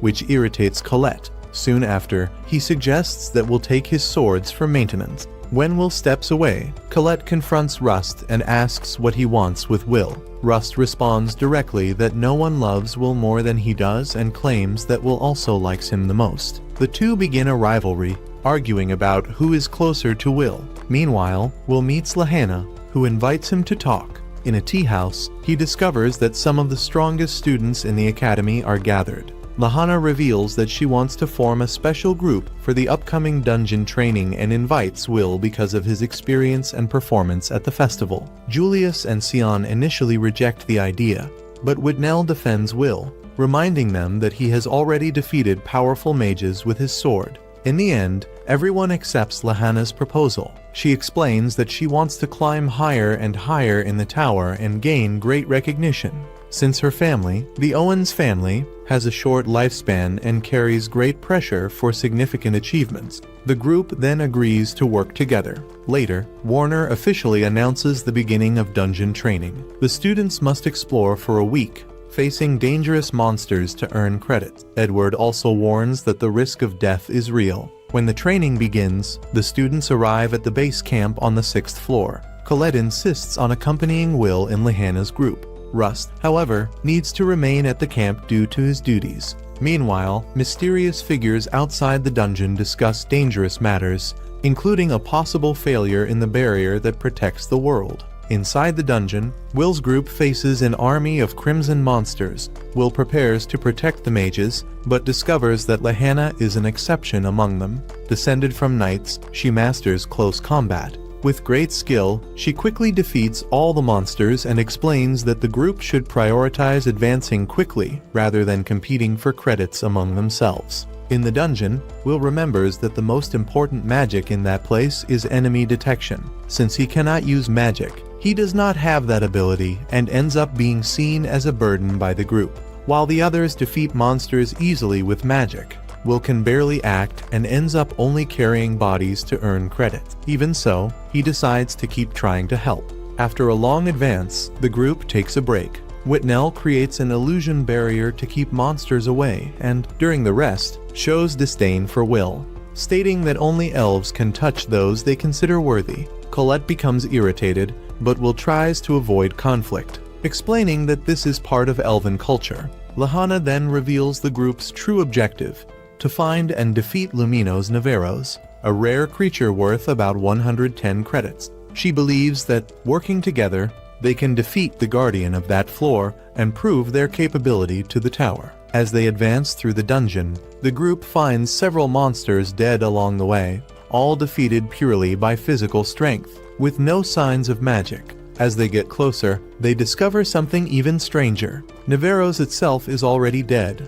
apparently recently defeated by someone unknown. Suspicious, Will remembers that detection magic is not perfect and decides to trust his own senses. He senses danger above them and tries to warn the group, but the monster suddenly appears and attacks Wall, destroying the ground and causing everyone to fall into a deep cavern. Will saves Itnal during the fall, but the two end up separated from the rest of the group. They discover that they have fallen to the 11th floor of the dungeon, an extremely dangerous area known as the Jaws of Nightmare, where only very powerful mages usually enter. Meanwhile, Lahanna's group realizes that they are lost at that deadly level. Separated, everyone is at risk of dying if they do not reunite quickly. In another part of the cave, Itnal faints and dreams of voices of elves, saying that he is useless and without talent. However, when he wakes up, he finds beside him the enormous monster already dead and realizes that Will probably defeated it alone. After defeating the monster, Will tries to treat Whitnell's injuries, but the elf refuses to be touched and decides to treat himself. During the fall, almost all the equipment was lost, leaving only a few secondary weapons and limited supplies, enough to survive for about 2 days. Whitnell believes that the best option would be to wait for rescue, but Will insists that they need to find the others before it is too late. Meanwhile, outside, Warner discovers that something very serious has happened in the dungeon. A monster stampede destroyed one of the camps and killed teachers, in addition to destroying the control devices. Edward then orders the immediate cancellation of the training, suspecting that everything was planned. Inside the dungeon, Will and Whitnell continue advancing. Even without detection magic, Will uses his experience and senses to perceive dangers. Soon, they are surrounded by demonic boars, but Will defeats the monsters with ease, surprising Whitnell. He also explains that these enemies are blind and rely on smell. Because of that, Whitnell's illusions do not work on them. Gradually, Whitnell begins to realize that Will is far more skilled than he had imagined. However, he reveals his frustration. He believes he has no talent and considers himself a failure among the elves, since he cannot materialize his illusions like others of his race. In a flashback, we see that he always tried to reach the level of his adoptive sister, Eleanor, a powerful elven mage, but never managed to do so. Meanwhile, Lahanna explains to Colette that many students who remain at the academy are seen as mages who have not yet managed to prove their true talent, especially when compared to prodigies like Elf. Back in the cave, Whitnell admits that he often mocks others just to hide his own insecurity. He even asks Will to abandon him, believing that he is only holding him back. However, Will refuses. He states that Whitnell is an incredible elf and promises to protect him until he is able to stand on his own again. As they advance, Will continues defeating increasingly stronger monsters to protect Whitnell. Impressed by Will's endurance and determination, Whitnell begins to question why he keeps fighting to save him instead of simply leaving him behind. Will senses that something dangerous is approaching. Soon, several Balkars appear, flaming creatures extremely resistant to physical attacks and common magic. The only magic truly effective against them is the illusion magic of the elves. Will asks Whitnell for help, but he believes his magic is incomplete and useless. Even so, Will encourages him, saying that making mistakes is part of learning, and that they both share the same dream of reaching the tower where Elf is. During the fight, Will cannot defeat the monsters alone and continues insisting that Whitnell believe in himself. Will's words finally reach him, and he decides not to betray that trust. He overcomes his doubts and manages to materialize his illusions for the first time, creating a massive barrier of trees that blocks the monsters. Recognizing Will's value, Whitnell kneels and apologizes for having despised him. Admitting that he is a true warrior, the two then reconcile. After that, Will uses a magic carpet created by Rust, which, with a few drops of his blood, reveals a map to locate their companions. With the help of Kik, who recognizes the scent of Colette and Sion, they decide to search for the rest of the group. Meanwhile, in another part of the dungeon, Julius and Sion face a large horde of evil sentinels. Sion fights with fury, still irritated by his defeat to Will. On the upper floors, monsters also invade the students' camps, causing panic. At that moment, Snape appears and quickly eliminates the creatures, helping the students escape. Afterward, he informs that almost everyone managed to flee, but Lahanna's group is still missing on the 11th floor. Meanwhile, Colette and Lahanna continue lost in the dungeon, marking their path with crystals and almost out of supplies. Lahanna blames herself for putting everyone in danger because of her ambition, but Colette consoles her. Later, Will and Whitnell find Sion and Julius, surrounded by the bodies of defeated monsters. However, shortly afterward, they all come across a terrifying scene. A headless man, carrying the head of a teacher, appears before them. At the same time, Colette and Lahanna encounter the same enemy, accompanied by a hooded figure named Marcy. The pair realizes that something far more dangerous is happening inside the dungeon. Two mysterious enemies reveal that their goal is to destroy the false sky, the great barrier that protects the world. The headless man tries to attack Colette and Lahanna, but Will arrives in time, guided by Kik's sense of smell and the crystals left by Colette. Even so, he is easily thrown aside by the enemy. Before leaving, Marcy calls him,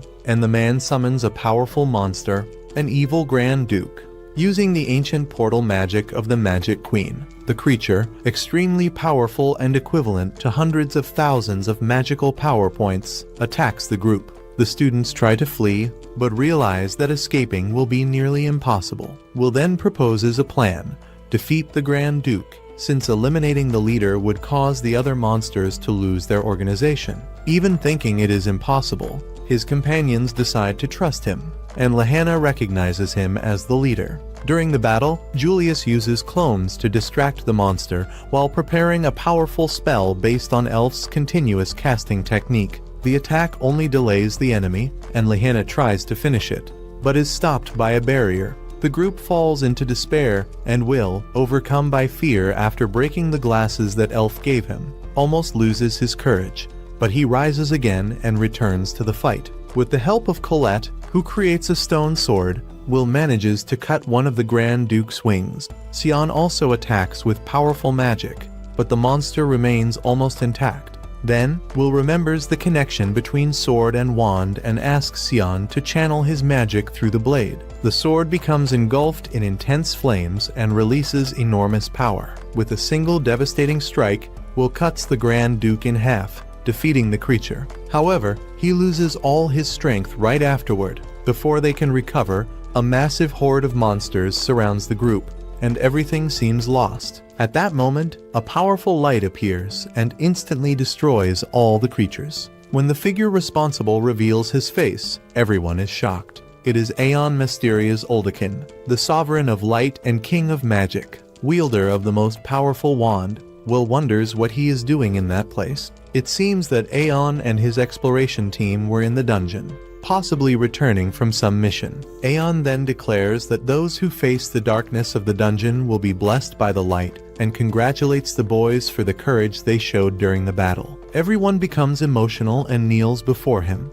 Even the elves tremble with admiration in the presence of someone so powerful. While everyone shows respect to the great sovereign, Will continues staring at him. One of Aeon's companions approaches Will and comments that his sword is still alive. He asks Will's name. Will responds, still somewhat hypnotized by the situation, and then asks, "Who is that person?" The figure removes the hood and reveals his identity. It is Finn. His presence there is surprising, since no one expected to find him in that place. Meanwhile, in another part of the dungeon, two evil mages celebrate. They have finally obtained the material they were looking for. According to them, if they had not been attacked earlier, they might also have obtained that sword. Even so, they believe that the most important thing is that they completed their mission. Now they intend to celebrate. The training ends in a tragic and unexpected way. 11 academy professors die, although no student loses their life, while the school begins an investigation to discover who caused the incident.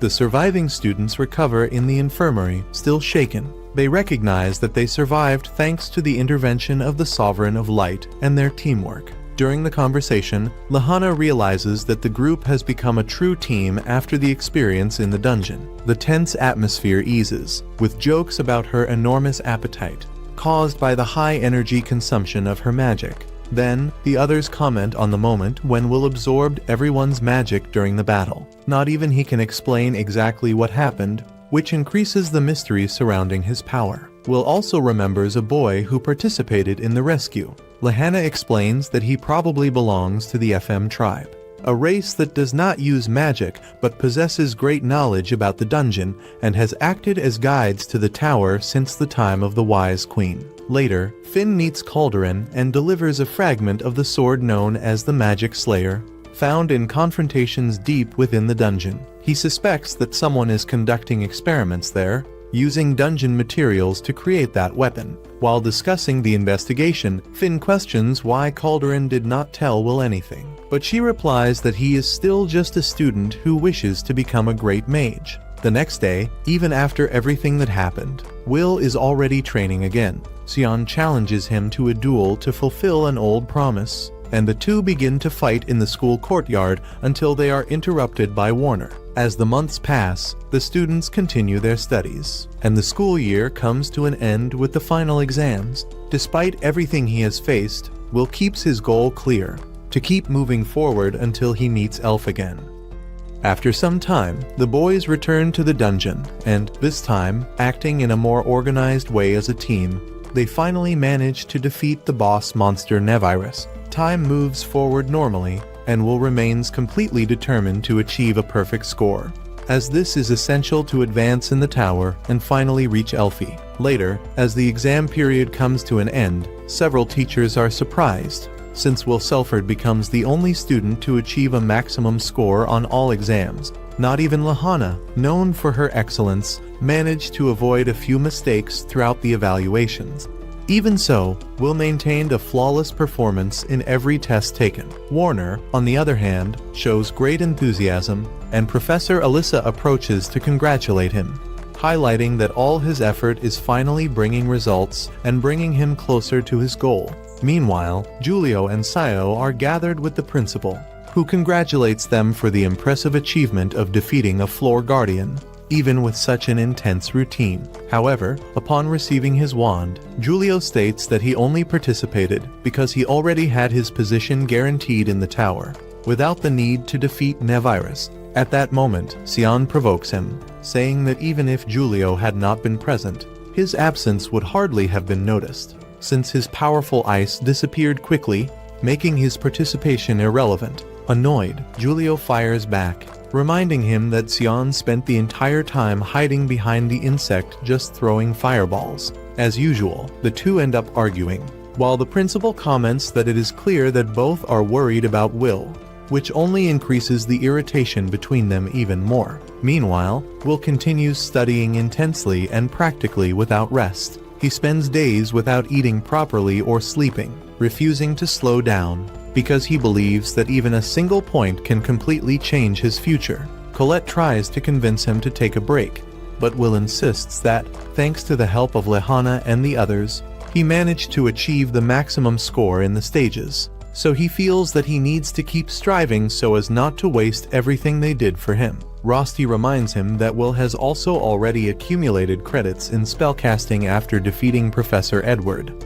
But Will replies that he is still missing 1 point and that he needs to secure it no matter what. At that moment, Rosti pulls out one of his gray hairs, warning that if he continues like this, many more will appear. Colette gets irritated and questions what he thinks he is doing, while Rosti responds provocatively, saying that he only did something that she herself had always wanted to do. Colette is left speechless, visibly embarrassed, which makes Rosti come out as the winner in this small exchange. At another moment, Lehana comments to Wignall that, after defeating Nevirus, they will finally be able to climb the tower with pride. However, Wignall observes that it was not that simple, since afterward they still faced a Grand Duke. As they continue walking, he notices how much Lehana has changed, stating that she no longer gives off that same tension as before. Lehana agrees, recalling that she used to hide her feelings behind a smile, but deep down she never let her guard down. Wignall then admits that this change happened thanks to Will, as he was the one who showed her that even someone strong can make mistakes, and that ended up earning her respect. Lehana also acknowledges that she learned a lot from Will, and that she now understands that cowardice can come from a feeling of inferiority, but it can also transform into courage. The two then wonder what Will might be doing at that moment, and Wignall answers that it is obvious. He is probably in the library, completely focused on his studies. Later, during the night, Colette, worried, decides to bring something for Will to eat, since he spent the entire day in the library. When she arrives there, she realizes that he ended up falling asleep from exhaustion. Taking advantage of the moment, she covers him with a blanket and confirms that he is indeed sleeping. Without missing the opportunity, she leans in, trying to give him a kiss, but Rosti suddenly appears and interrupts her. Surprised, Colette tries to justify herself, saying that it was not what it looked like and that she was just adjusting his clothes. However, Rosti does not believe her and states that he will not let anyone steal a kiss like that. Colette, trying to disguise it, says that she was just worried about Will, since even exhausted, he continues to push himself too hard, which could end up causing serious damage to him. She confesses that she does not like the way Will keeps chasing Albis Vina, as if he were bound to her, while she just waits at the top of the tower without doing anything.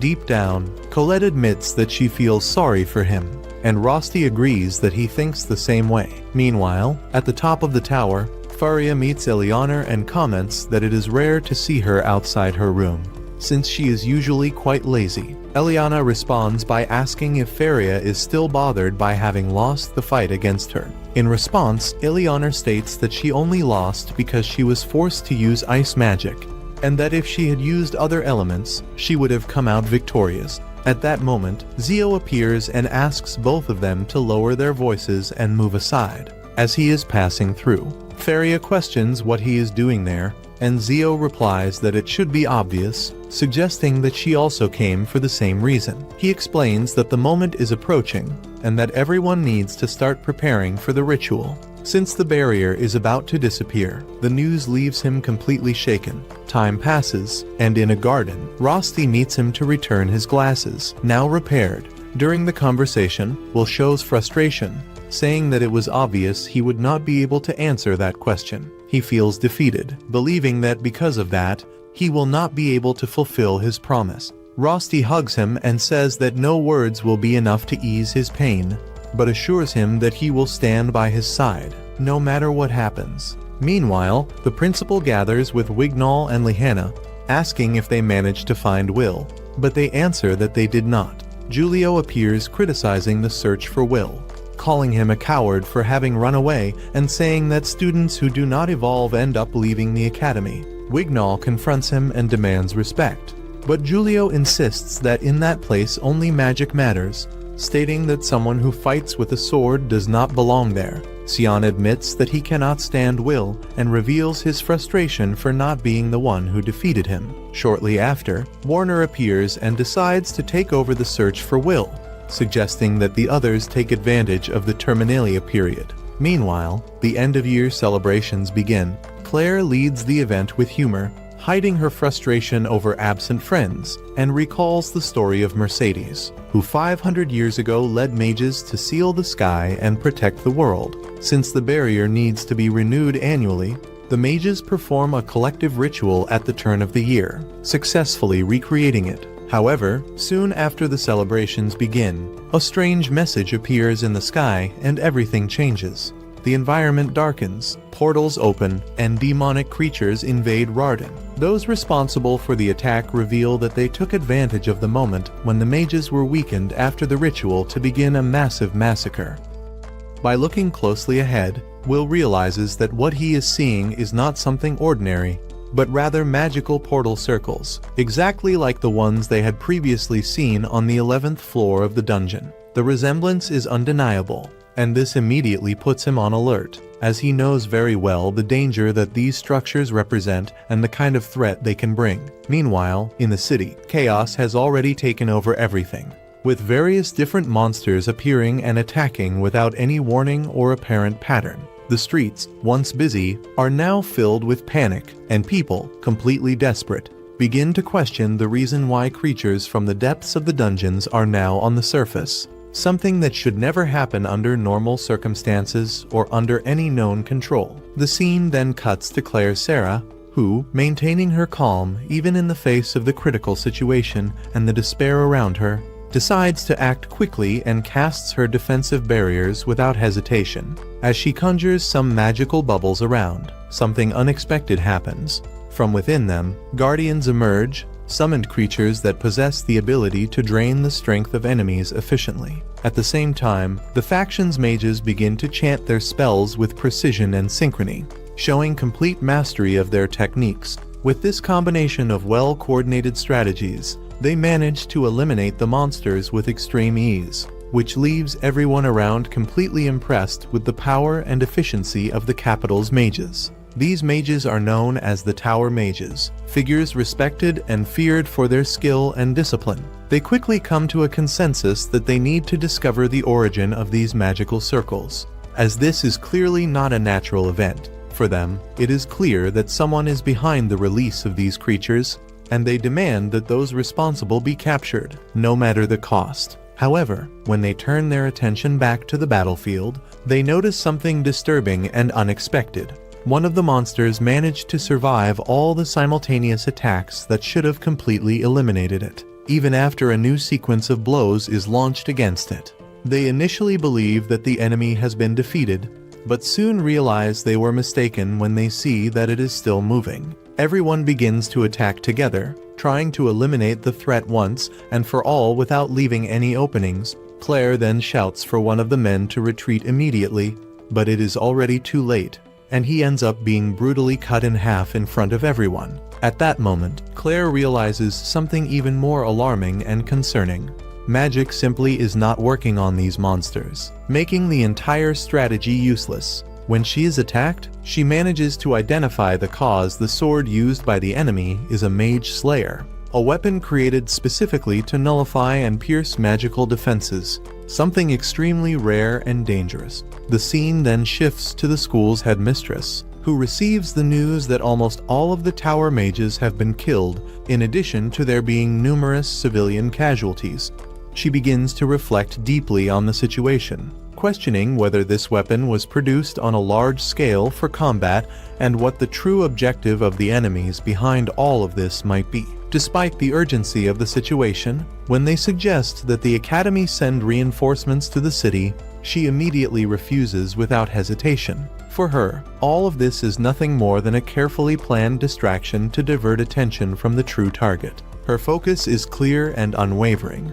The tower must be defended at any cost. The mages present understand that they are the true targets and that they must act quickly before it is too late. The only viable option is to deploy the Grand Barrier, but there is a critical problem. Elfaria's mana is practically exhausted, as is that of everyone else. This is the only day of the year when all mages end up completely drained, which makes the situation even more dangerous. Even without knowing exactly where this threat came from, everyone is certain that the enemies chose this moment on purpose, aiming to eliminate them all at once while they are vulnerable. One of the men suggests that it would be better to retreat to preserve their lives, but an old man harshly reprimands him, reminding him that he lost his eyes and, therefore, has no right to speak of retreat or weakness. He then forbids any mage from leaving the tower under any circumstances. If a single wand falls and the Grand Barrier is destroyed, the celestial invaders will be able to enter, and not only Regarden, but the entire world will be reduced to ashes. This is something they cannot allow under any circumstances. The scene changes again, now showing those responsible for the attack, visibly irritated by the fact that the tower mages did not appear as expected. They had prepared carefully planned bait to lure them all, with the intention of eliminating them in a single strike. Faced with the failure of this initial plan, they decide to proceed with what they currently have available, without retreating. Back in the capital, a mother and her daughter are cornered by monsters, with no apparent chance of escape.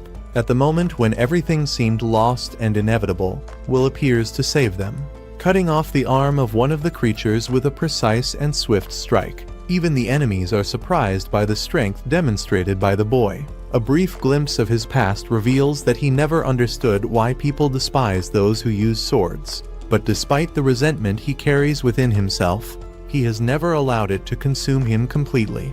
Determined, he moves forward without hesitation and defeats several enemies with ease. One of the girls observes that, although Will is capable of facing mages with his sword, he cannot handle everything alone in the face of a threat of this scale. Given this, the royal mage decides to allow the dwarves to enter the battle to balance the situation. Will's master then kneels before them, humbly asking for their help and support. Even though they are reluctant at first, the dwarves eventually accept, mainly out of respect for Will and what he represents. Meanwhile, Will's friends face enormous difficulties just to survive. Even while using illusion magic, the monsters are able to block everything with ease, as if they were already prepared. One of the girls suggests that they should simply distract the enemies while the dwarves approach silently. Following this strategy, they reinforce their shields and use Colette's power to bring down the saint's statue onto one of the monsters, finally managing to deal significant damage.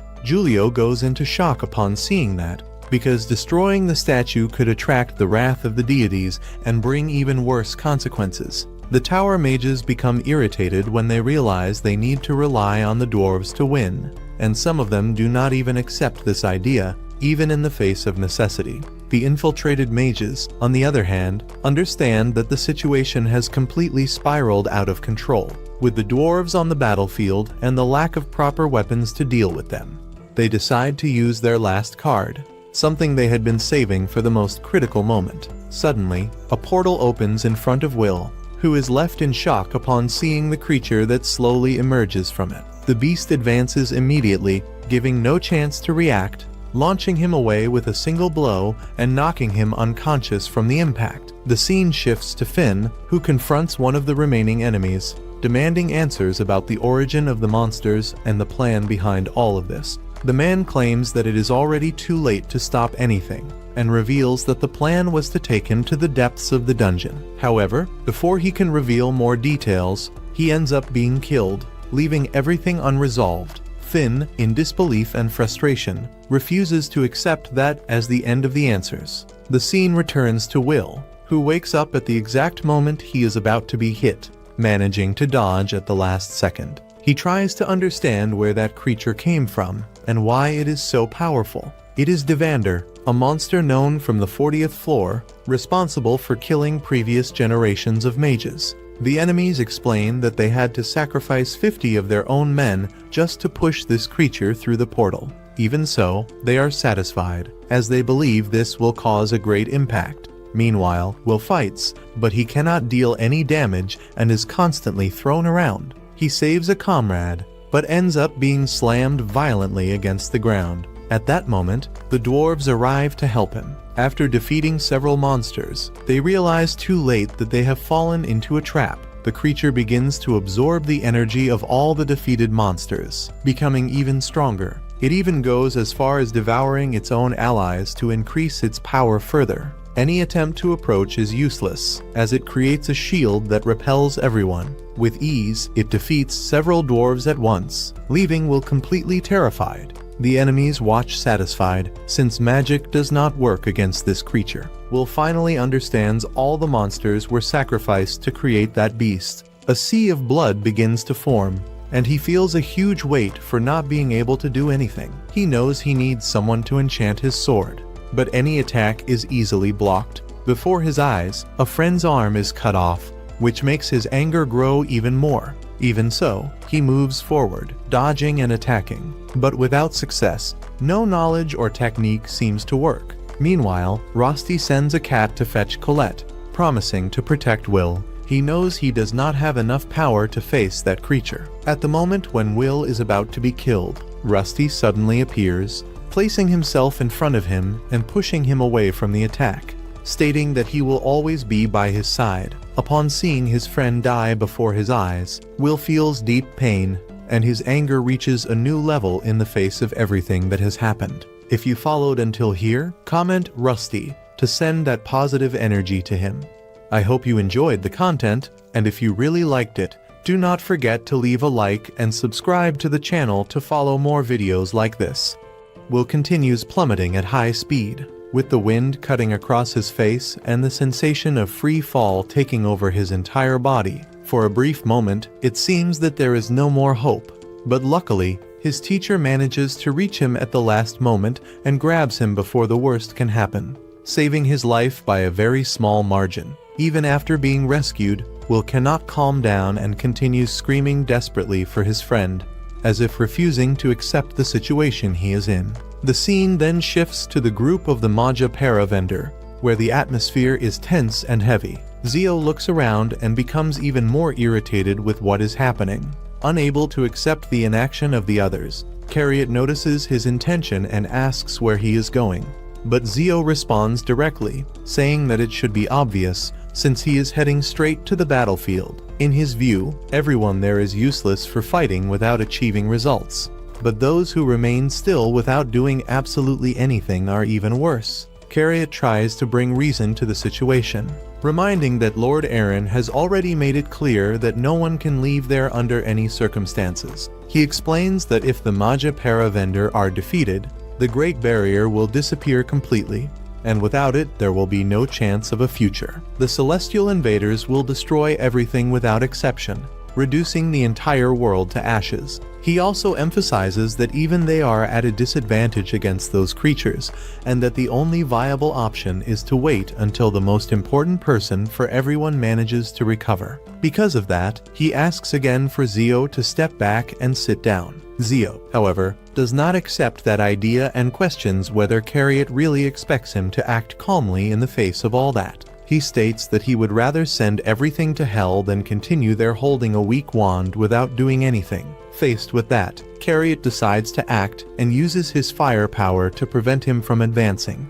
demanding that Zio return immediately. He makes it clear that if he does not obey, he will be forced to restrain him by force. The argument intensifies to the point that no one around dares to interfere. Those who still maintain awareness of the situation know that the Magia Vander cannot split up at such a critical moment. At that instant, Lady stands up, breaking the silence, and demands that the master withdraw his orders. He responds coldly, saying that Elfaria should not try to make him change his decision and orders her to sit down again. Even so, she ignores the order and decides to act on her own, determined to protect those she loves, including Will. Before leaving, she warns that if they try to stop her, she will not hesitate to attack as well. The scene returns to Will, who is now consumed by anger and frustration in the face of everything that is happening. The master analyzes the situation and understands that the arrival of Devander caused the complete collapse of the front line, while the surviving Dinnabaros continue pressing and forcing everyone to retreat. Not even the dwarves, known for their resilience, can contain the enemy advance. Faced with that, he believes that Will is the only remaining hope, but Will cannot accept that. He feels completely powerless, remembering how he has already gone through something similar in the past when Elfie was taken. For him, all of this happens because he cannot use magic like the others. Without that power, he feels that he is incapable of protecting anyone, whether Elfie, Rosti, or anyone else. In his mind, he sees himself as nothing more than a failure. Werkner tries to calm him down, speaking firmly, but Will keeps questioning himself, unable to understand why only he cannot use magic. Suddenly, an enemy appears before him and looks at him with contempt, calling him useless before throwing his swords in his direction. The scene quickly shifts to Will's friends, and Kiki immediately realizes that he is in danger. Without thinking twice, she starts running to help him, while Sion follows right behind. Meanwhile, the Headless Man continues conducting his chaotic orchestra, spreading destruction throughout the city. He attacks without mercy, as if everything were just part of a spectacle. Despite showing a desire to go out in search of new victims, he restrains himself, remembering that today his role is only to command. At the same time, the most powerful monster advances slowly toward the tower, as if nothing could stop it. Claire realizes that that creature has a level of power enough to defeat a Magia Vander, but even so she decides to face it. Right after that, the scene shifts again, and the teacher orders everyone to attack the monster, even if that means sacrificing their own lives. The dwarves protest, stating that their people have already been practically destroyed by serving as a shield on the front line. Donnan and many others have already been defeated, and now he intends to send the rest to their deaths. Even so, the teacher insists, saying that they need to do this for the children who are still fighting. At another point on the field, a mage runs to protect Gina and manages to defeat an enemy that was approaching. Confused, she asks the reason, and he replies that their lives are worth less at that moment, and that it is the duty of the older ones to protect the younger ones, even if it costs their own lives. Determined, she stands up and orders everyone to advance toward the center of the capital. Meanwhile, the city continues being devastated without stopping, and everyone tries to resist as they can. A friend of Colette, in the middle of the chaos, wonders where she is, wishing to see her at least one last time. In the midst of the destruction, Eliza appears and saves two students in danger, saying that despite all the trouble they cause, they are still extremely important to her. The scene returns to the headmistress, who receives increasingly worrying reports. They manage to protect the civilians, but they do not have enough strength to make the enemy retreat. Iris explains that, thanks to the efforts of the dwarves, part of the mage slayers has been eliminated, but that is still not enough to stop Devander. On all fronts, the problem is the same. There is not enough power to respond at the same level. The scene returns to Will's confrontation. The enemy who attacked him appears impressed by the teacher's strength, but even so managed to injure him. Will tries to understand what happened, while Werkner, gravely wounded, remains standing with difficulty. Even injured, he smiles, satisfied for having managed to protect Will. He apologizes and admits that, from now on, he can only rely on him. For Werkner, Will is the only person capable of saving the city. However, Will insists that he cannot do that. He feels completely broken seeing so many good people sacrificing themselves for him, while he believes he cannot save anyone. At that moment, Werkner embraces him and reveals that he has been hiding something important all this time. Will can, in fact, use magic. He explains that this will be enough to show everyone that there is still hope, even if it is through a single spell. Desperate, Will begs him not to die and asks him to reveal what his magic is. It is then that Finn appears before him and says that light can pass through anything. He assures that the teacher will survive and states that now, the most important thing is for Will to stand up, because everything has already been prepared for him. Before acting, Will asks what this so-called motivation means. Finn explains that it is not about controlling elements like fire or wind, but rather something much deeper: emotions. Will, still insecure, thinks that this is nothing more than a simple trick and that it will not be enough to save the world. Finn interrupts him and states that this is, in fact, the most important thing of all. He says that anyone who cannot change themselves will never be able to change the world around them. Then he asks Will to remember who he truly is, his origins, and everything that brought him there. He says that the lock has already been opened, and that now the moment has come to wield the sword. This is the beginning of a new journey, crossing the darkness to go beyond the false sky. The sword begins to shine intensely, and Finn asks if Will knows the name of the magic that exists within him. He asks him to declare it out loud, without hesitation. Will then stands up, takes a deep breath and says, "Courage." At that very moment, his hair turns white, and a new energy takes over his body. He rushes toward the enemy at high speed and begins to defeat all the monsters around him, completely surprising everyone who watches the scene. Charlotte and Sion also move forward to fight. Even though they are already completely exhausted, they refuse to retreat because they know that Will would never give up.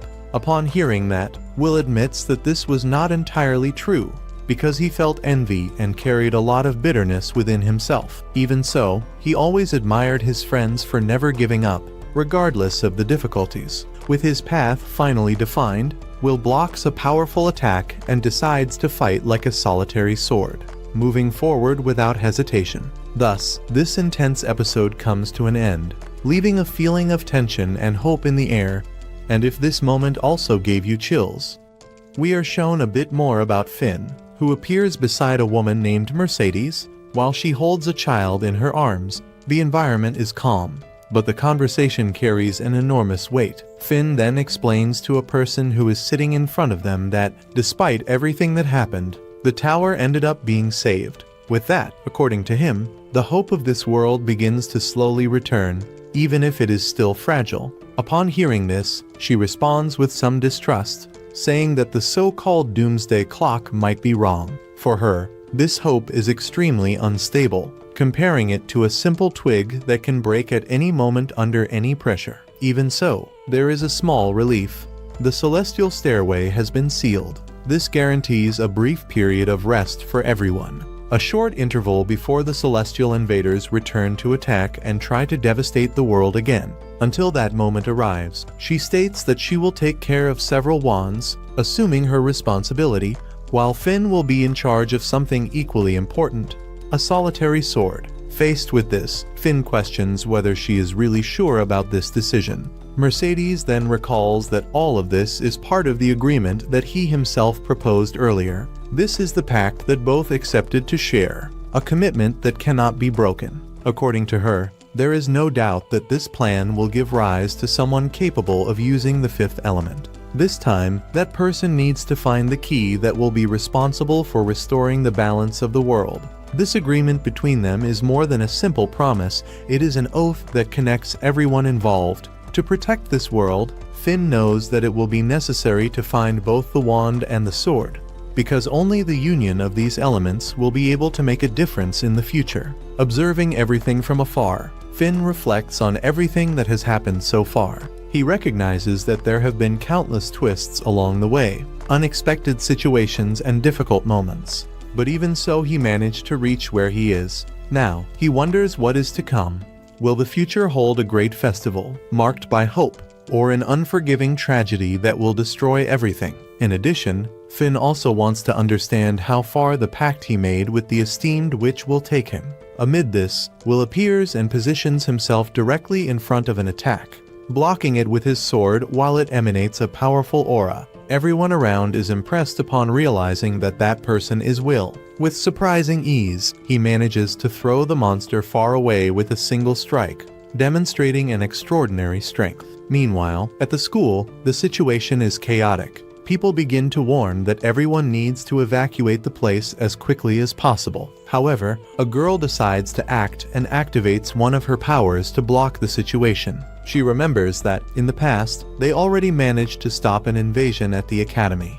And because of that, she believes that there is still hope. Even so, she wonders what exactly is happening at that moment. When looking ahead, she finds Will, who advances against the monster without hesitation. The two enter into an intense confrontation, and the battle is so violent that it makes the entire city tremble. The people around begin to wonder if he is really facing that terrifying creature alone. Will, in turn, dodges the attacks with great skill, demonstrating precision and control. Even at the royal tower, everyone follows the fight, watching Will face the beast. A woman then asks Ed who that boy fighting the monster is. His reaction is one of irritation, especially upon realizing that it is Will. Meanwhile, some people want to help, but they know that their magical attacks would have no effect at all against that creature. In addition, there is the risk of ending up hitting Will himself and making the situation even worse. The tension increases, and many begin to feel uncomfortable. calling Will a failure and saying that they cannot do anything for him. However, one of the boys recalls that everyone has already been saved by Will before. Suddenly, Sion appears, cheering for him, and soon after other friends also show up, starting to shout and encourage Will. Ed, unconvinced, states that he does not want to leave that fight in the hands of someone who cannot use magic. However, he ends up falling to the ground, and a girl realizes that he has not changed at all. She then says that this is not the moment to try to protect his student, but rather to believe in him and cheer for his victory. Meanwhile, a girl with glasses reflects on the situation. That city is known as the center of magic, and even so everyone is placing their hopes on someone who does not possess magical talent. For many, this sounds completely contradictory. On the battlefield, Will continues facing the beast. While exchanging blows with the monster, he recalls his past. For a long time, he suffered, being despised and ridiculed by everyone around him. There were moments when he even came to hate that world. Even so, somewhere inside himself, there was always the desire to be recognized. That was what he always wanted. Even if this is the only time when everyone is cheering for him, Will decides to move forward. It was that world that gave him the courage to fight, and it is those people that he wants to protect. Determined, he advances against the beast with everything he has. But at the critical moment, his sword ends up breaking. Lady observes the scene and feels that something has changed in Will. At the same time, Elfaria takes a few steps back, while everyone around says that she cannot leave that place. However, that never crossed her mind. In a decisive move, her mana overflows and she throws a sword toward Will. Because of that, his power increases drastically. With Elfaria's help, Will manages to form a new weapon called Albis Wise. Sion recognizes that that sword is similar to the one used by the Grand Duke. It is a special weapon, capable of absorbing spells. Even so, everyone remembers that magic normally has no effect against that beast, no matter how powerful it may be. Even so, with a precise strike, Will finally manages to injure the monster. Meanwhile, the invading mages fall into despair, questioning what is happening and how he managed to overcome the creature they brought. At the tower, everyone watches impressed by the power demonstrated by Will.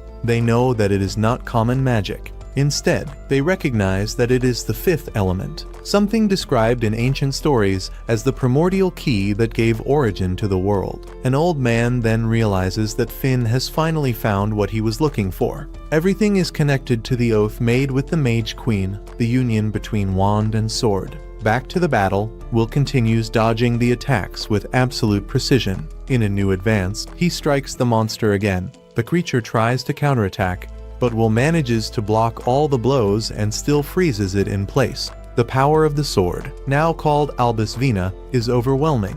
It is as if the weapon itself were fighting alongside him. Soon after, new portals begin to appear behind Will, leaving everyone worried about what may happen. However, for Elfaria, this does not represent a problem. She believes that, together, they are capable of overcoming any obstacle. Determining the end of the battle, Will plants his sword into the ground and releases a powerful attack, Full Burst, followed by Elglaze Frost, L7. In an instant, the entire environment around is taken by ice. The force of the attack is enough to defeat all the enemies with ease. Without wasting time, Will decides to end it once and for all. He advances against the main monster, and, with impressive precision, manages to defeat it. Everyone around is enchanted by his strength, especially the dwarves, who celebrate the victory with great enthusiasm. Meanwhile, Finn watches everything and begins to laugh, completely fascinated by what he is seeing. For him, that is magnificent. Will has exceeded all expectations. He is even better than Finn ever imagined.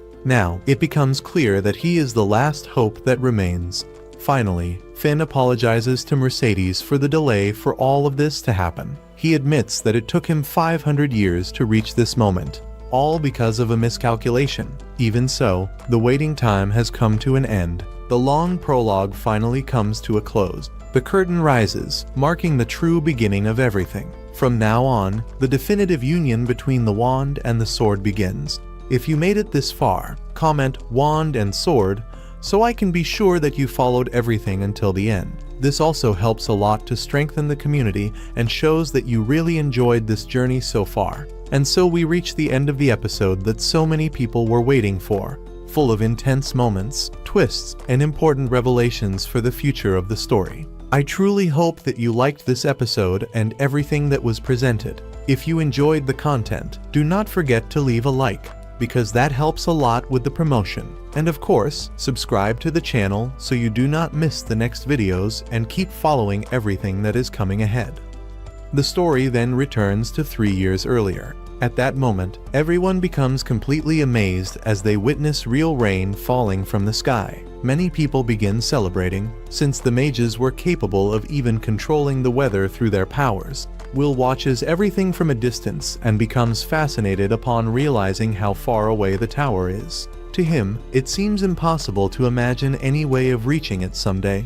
Even so, he wanted to remain by Lady's side despite not being capable of controlling even a single drop of water. While staring at the sky, he begins wondering whether he will truly be able to meet her again someday. Suddenly, a boy appears beside him saying that he will end up catching a cold if he keeps standing in the rain like that. The boy introduces himself as Rosti. He explains that he dreams of becoming a great craftsman and reveals that, starting from that day onward, he will become Will's classmate. In addition, he says that he would really like to become his friend. Meanwhile, Will is accompanied by the teacher, who manages to bring him back to normal. Finn quickly realizes that she has already mastered the legacy left behind by the Mage Queen. He understands that it is thanks to her efforts that Will is still capable of remaining at the academy. Because of that, he knows that she must continue guiding and supporting the boy from that point onward. The editing of Will's memories appears to be functioning correctly. In that way, he will be able to return to being the person he always was before. Even so, Finn continues wondering what exactly Will might be seeing at that moment. The scene then shifts to the professor, and standing before him are Claire and Ed. Ed calls him an idiot for continuing to ignore his own injuries, commenting that he has not changed at all since their school days. Claire understands that he is immortal, but she still believes that he should take a little better care of himself. Without fully understanding the situation, he asks where he is. Eliza responds that they are in the school infirmary. She explains that he had collapsed on the academy rooftop the previous night, so she decided to bring him there. Extremely excited, Eliza celebrates the fact that he has finally awakened. Claire, however, comments that she seems far too cheerful for a rookie vampire. While the two of them begin arguing, Werkner immediately asks where Will is. Ed tells him to calm down, explaining that the boy is currently being taken care of by Wright.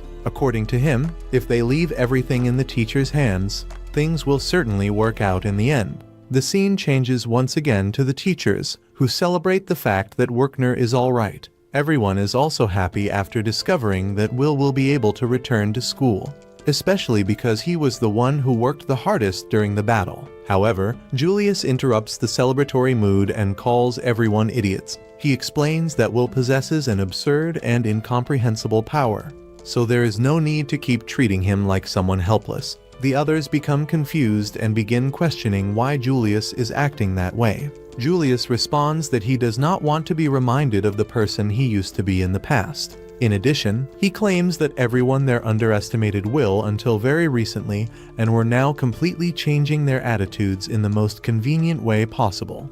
In his eyes, everyone had ended up becoming corrupted, just like the old elf. At that moment, the elf himself appears and states that the stubborn one in the situation is actually Julius, even if Will was unable to resolve everything on his own.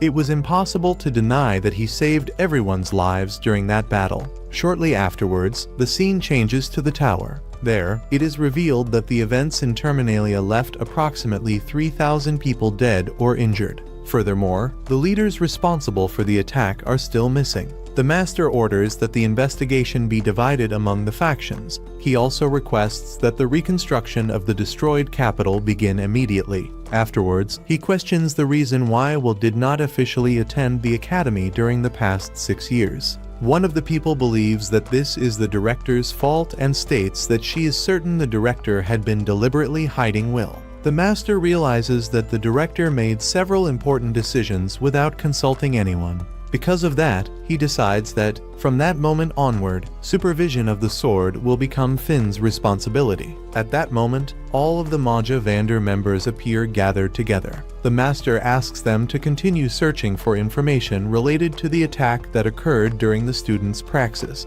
The investigation must include the capital, the dungeon, and even the inside of the tower itself. If he had to make a guess, he believes that everything is somehow connected to the great battle that took place 10 years earlier. That causes everyone to remember the destroyers who, in the past, nearly brought the magical world to ruin. One of them asks whether there is any possibility that some survivor from that disaster might still be alive. The elf girl replies that such a thing should be impossible, since her people fought desperately to contain those creatures. However, one of the others reminds her that she did not even participate in that battle and asks whether she plans to run away to the forest again like she did before. Irritated, she immediately attacks the man, destroying a large portion of the surrounding area. Another girl comments that she has completely lost the desire to continue participating in the Magia Vander meetings. When the two of them were just about to start a real fight, the master interrupts them both and orders them to stop immediately.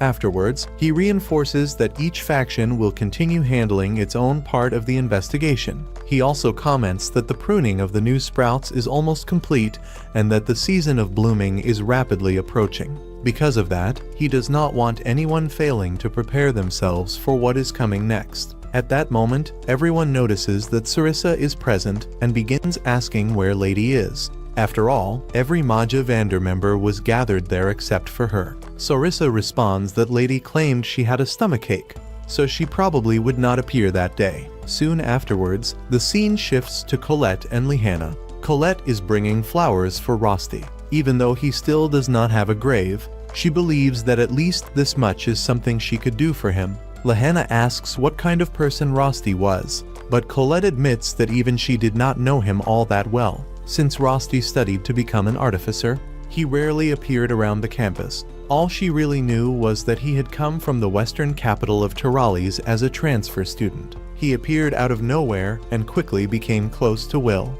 Colette admits that she always felt a little jealous of that friendship. Even so, she remembers that Will constantly said Rosti was a precious friend to him. Sometime later, everyone begins helping with the reconstruction of the destroyed city. Thanks to the work of the dwarves, the repairs advance at an astonishing speed. Suddenly, Iris appears before Finn. He remembers that he has already asked her several times to stop calling him that way. However, Iris completely ignores the request and states that she despises him from the bottom of her heart. Finn asks the reason behind so much hatred, but she merely responds that he should keep his distance from Will. If Finn becomes too deeply involved, the hands of the clock will advance all at once. She warns him that, if that happens, nobody will be capable of stopping that person anymore. Finn believes that Iris simply has feelings for Will. However, he has already made his decision. He intends to bring Will to his side no matter what. The story then returns to the past once again. Rosti asks Will whether he would feel sad if one day he disappeared. He also says that a farewell would be something extremely painful. Will asks him not to say things like that because he cares about him a lot.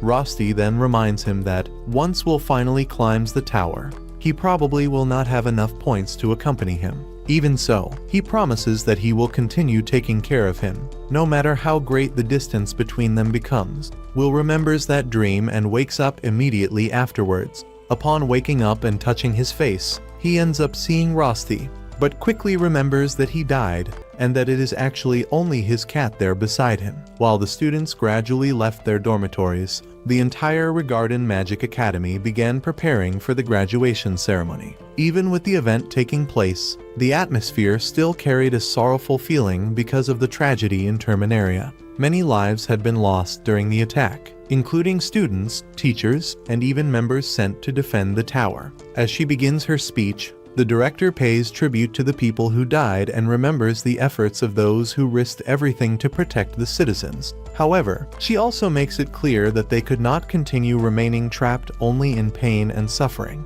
In her view, the attack against the tower might have been merely the beginning of even greater threats. Precisely because of that, she believed the new generation needed to continue moving forward without losing hope in the future. Soon afterwards, the ceremony officially began. The graduates of Class 401 were called onto the stage one by one. In total, 250 students successfully completed all the Academy's courses and received recognition as fully graduated mages. However, the most important moment came immediately afterwards: the selection of the students authorized to ascend the tower. The director once again explained the two requirements needed to enter it. The first was accumulating 7,200 academic credits. The second was far more difficult, creating an entirely new form of magic. Several names began being announced while the approved students received Mercedes hats, the official symbol of admission into the tower. 49 students managed to fulfill every requirement completely.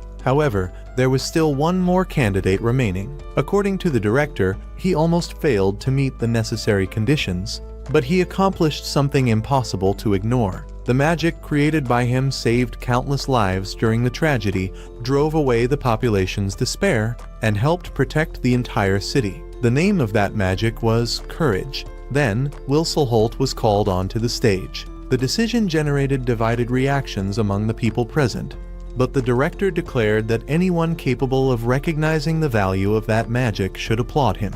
Little by little, the entire hall began clapping for him. Even so, Ed still appeared unable to accept it completely. He questioned why everyone seemed so optimistic after everything that had happened. To him, the suffering experienced there should have destroyed every last trace of hope. Serfort responded in a simple manner. He said that he believed everyone would manage to overcome everything because there was someone strong enough to guide him all the way there. A frightening, yet kind teacher. After that, the ceremony finally came to an end. The 50 chosen students received official approval to advance toward the tower. During the closing speech, the director reminded everyone that their generation would face difficult times from that point onward. Many obstacles would still appear, and every one of them would need to overcome new trials. Even so, she wished for all of them to continue moving forward without falling into darkness. While the students celebrated the beginning of a new chapter, someone observed everything from afar. For certain people, that moment marked the true beginning of a new era, and amidst so many losses, fear, and uncertainties, some still continued believing that it was possible to change the future with their own hands. In the past, when they were still children, Elfaria used to tell Will about the sunset that existed beyond a great tunnel. She said they would have to face many dangers to reach it, and because of that, both of them needed to master many kinds of magic. Even though Will felt weak and insecure beside her, Elfaria made it clear that she would never move forward without him at her side, saying that she wanted to achieve that dream together with him. 5 years later, in the present, Will is finally heading to the tower where Elfaria is. The chosen students gather at the Les Ale boutique to receive new special cloaks connected to the colored glory, the symbol of the High Mages. While trying on the uniforms, several students praise the quality of the clothes, but they notice that Julius is acting strangely irritated. They soon discover that practically every student has already received invitations from factions within the tower, except for him, which explains his concern. Meanwhile, Will visits Donan at the forge and receives a new sword called the Silver Wizard, rebuilt from the old destroyed blade. The new weapon is still capable of cutting through magic and can also amplify magical energy. Donan refuses to charge anything for the work, treating the sword as a gift in gratitude for everything Will has done.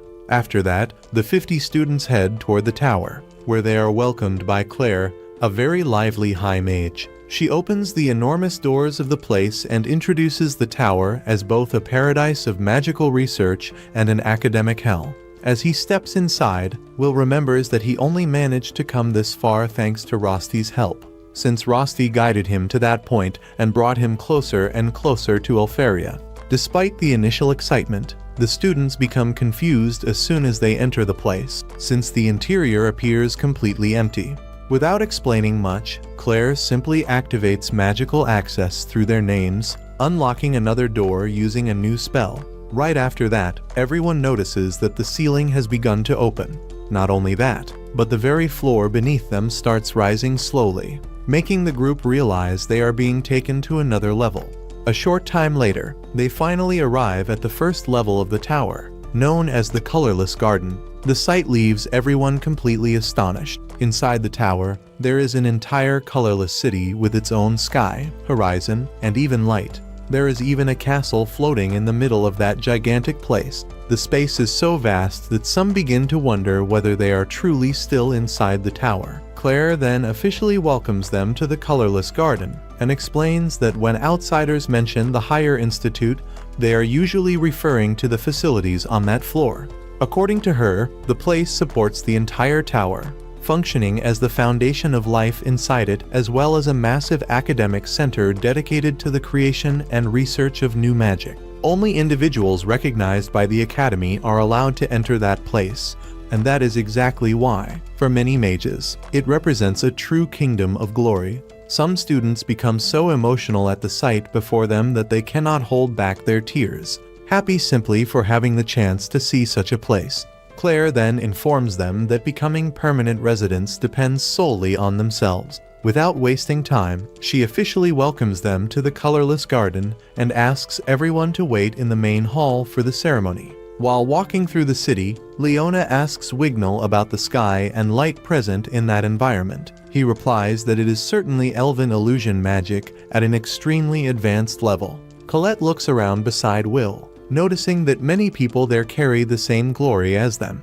Excitedly, she comments about a Mori garden apparently filled with incredibly rare magical herbs, as well as an area dedicated to experiments involving magical creatures. Overflowing with excitement, Colette practically jumps for joy as she declares that the place truly represents the pinnacle of magical research. She admits that it might be late to say it, but she finally feels like she has truly become a high-level mage. W agrees with her and comments that everything feels like a dream coming true. Shortly afterward, CET casually mentions that there is even a crepe shop inside the place. However, the moment Leena hears that information, she completely freezes.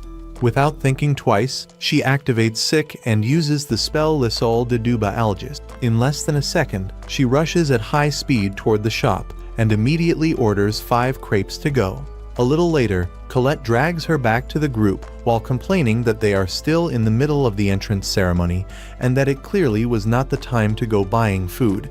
Even while listening to the scolding, Leena happily continues eating the crepes as she is pulled away. Watching the entire scene, Will simply smiles and comments that Leena truly remains exactly the same as always.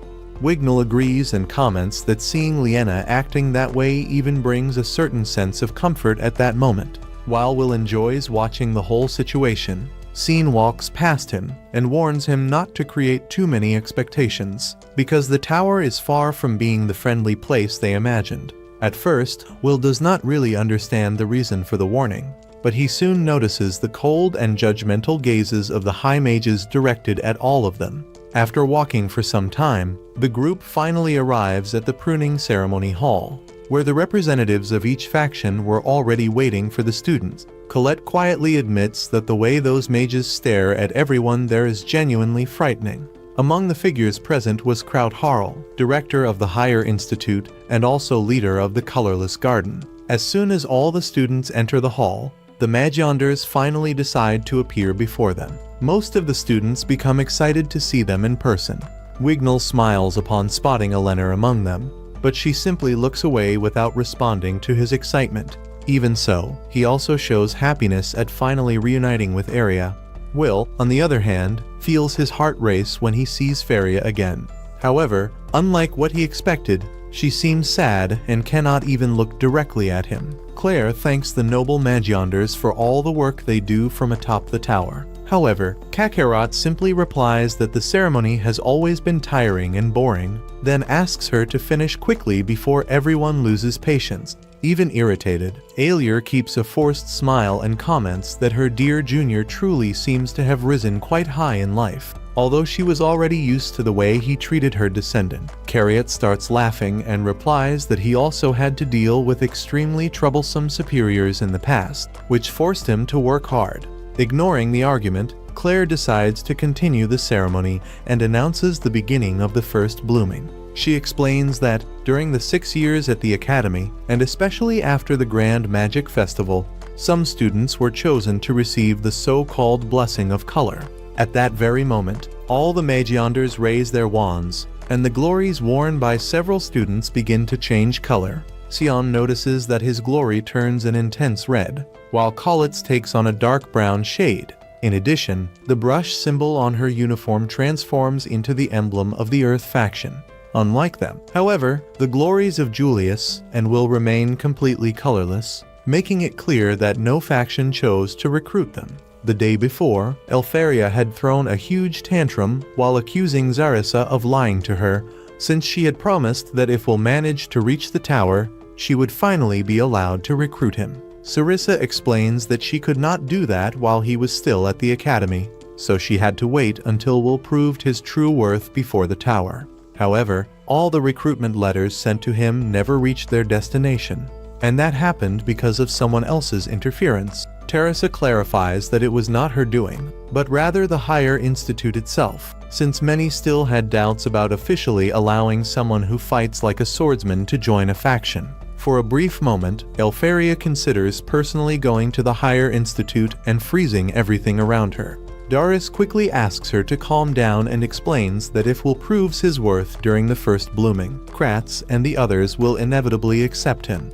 After all, the tower operates as an extreme meritocracy. If Elfaria recruited him now simply because she wanted to, it would end up destroying the image everyone has of Will Serfort.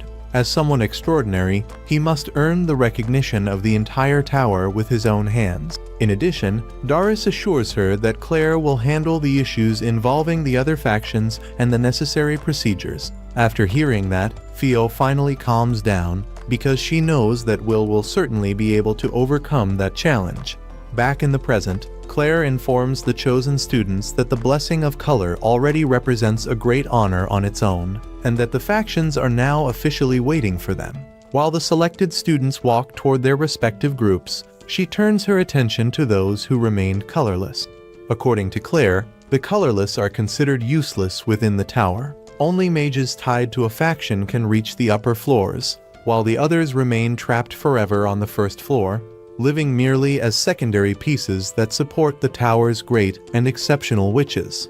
Julius was already aware of that reality and comments that there is a dark nickname for the tower, the Graveyard of Wands. Even so, Claire explains that everyone who managed to reach that place will still have one opportunity. They must prove their worth at that very moment, and perhaps they will be recruited by a faction. She then declares that this is the true main event of the first blooming. If they have not managed to show their brilliance until now, then the time has come to reveal their colors and bloom before the tower. As soon as Claire announces the beginning of the test, several monsters immediately appear before the colorless students. She explains that there is only one rule inside the tower: prove your own worth. The task seems simple. They only need to defeat those creatures using whatever techniques or magic they have mastered. Claire even advises the participants to use flashy spells and fight without holding back if they want to impress the faction. Despite the apparent simplicity, many students begin struggling because their magic simply does not work against the monsters. Kirat then explains that those creatures are called Soctonia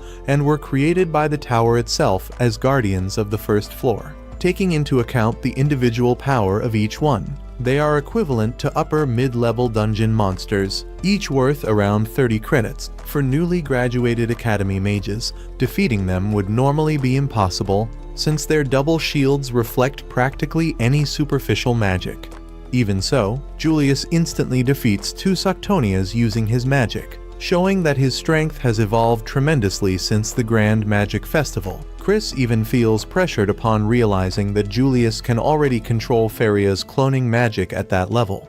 Erwin Oris, leader of the Wind faction, admits that Julius is clearly above the other participant. Monica Orphan, assistant of the same faction, comments that someone with that kind of talent would be an immediate reinforcement if he joined their group. Even members of the Darkness faction do not understand why someone so skilled still has not received a recruitment offer. Julius continues trying to attract attention, proudly claiming that he is a true genius for mastering cloning magic, in addition to being a talented and handsome young noble. However, no matter how much he tries to impress Elfaria, She completely refuses to even look at him once, mercilessly wounding his pride. Yoli believes that this happens because of the Grand Magic Festival, since Julius was extremely rude to the talentless girl.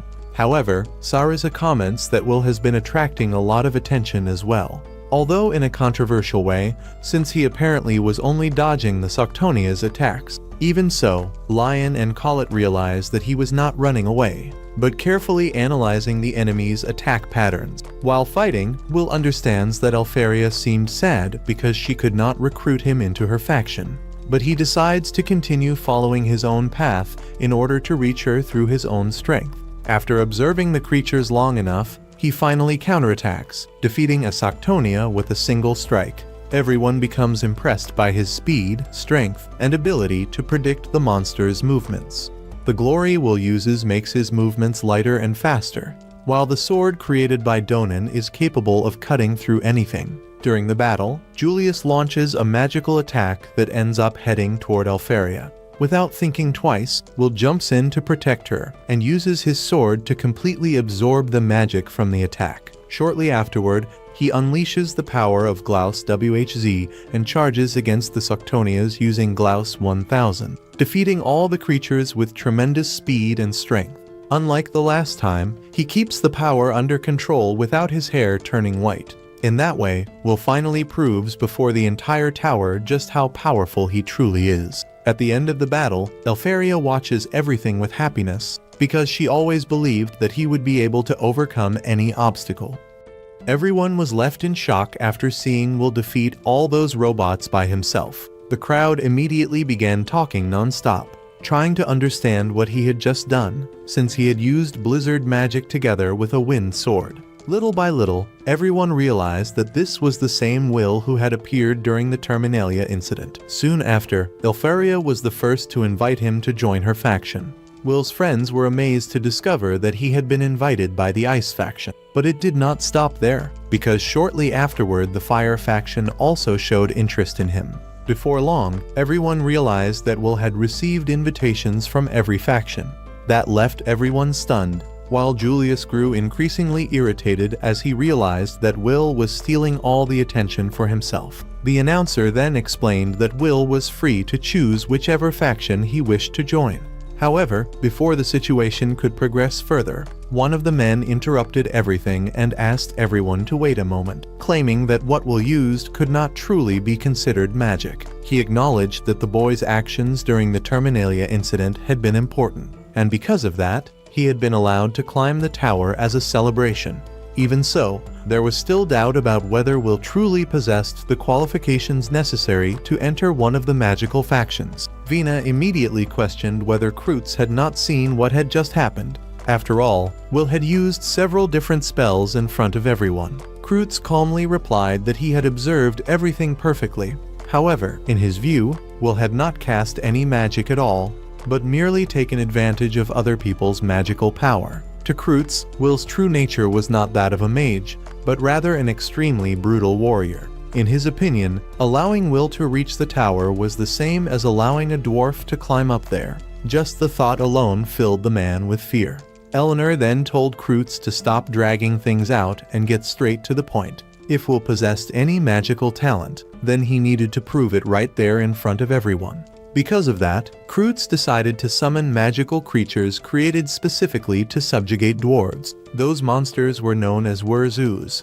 He asked everyone to watch carefully and demonstrated how to defeat one of them easily with a single magical strike. According to him, even weak magic was enough to destroy those creatures, because their slimy bodies could only be affected by mana. In other words, someone incapable of generating mana would never be able to defeat them. Will immediately charged forward and sliced the creature in half, but the monster simply regenerated moments later. Kreutz explained that physical attacks were completely useless against that species. One of the Magia Vander quickly spoke up, stating that Kreutz was telling the truth. The tower represented the absolute pinnacle of the magical world, and a sword incapable of using magic on its own would never be allowed to advance.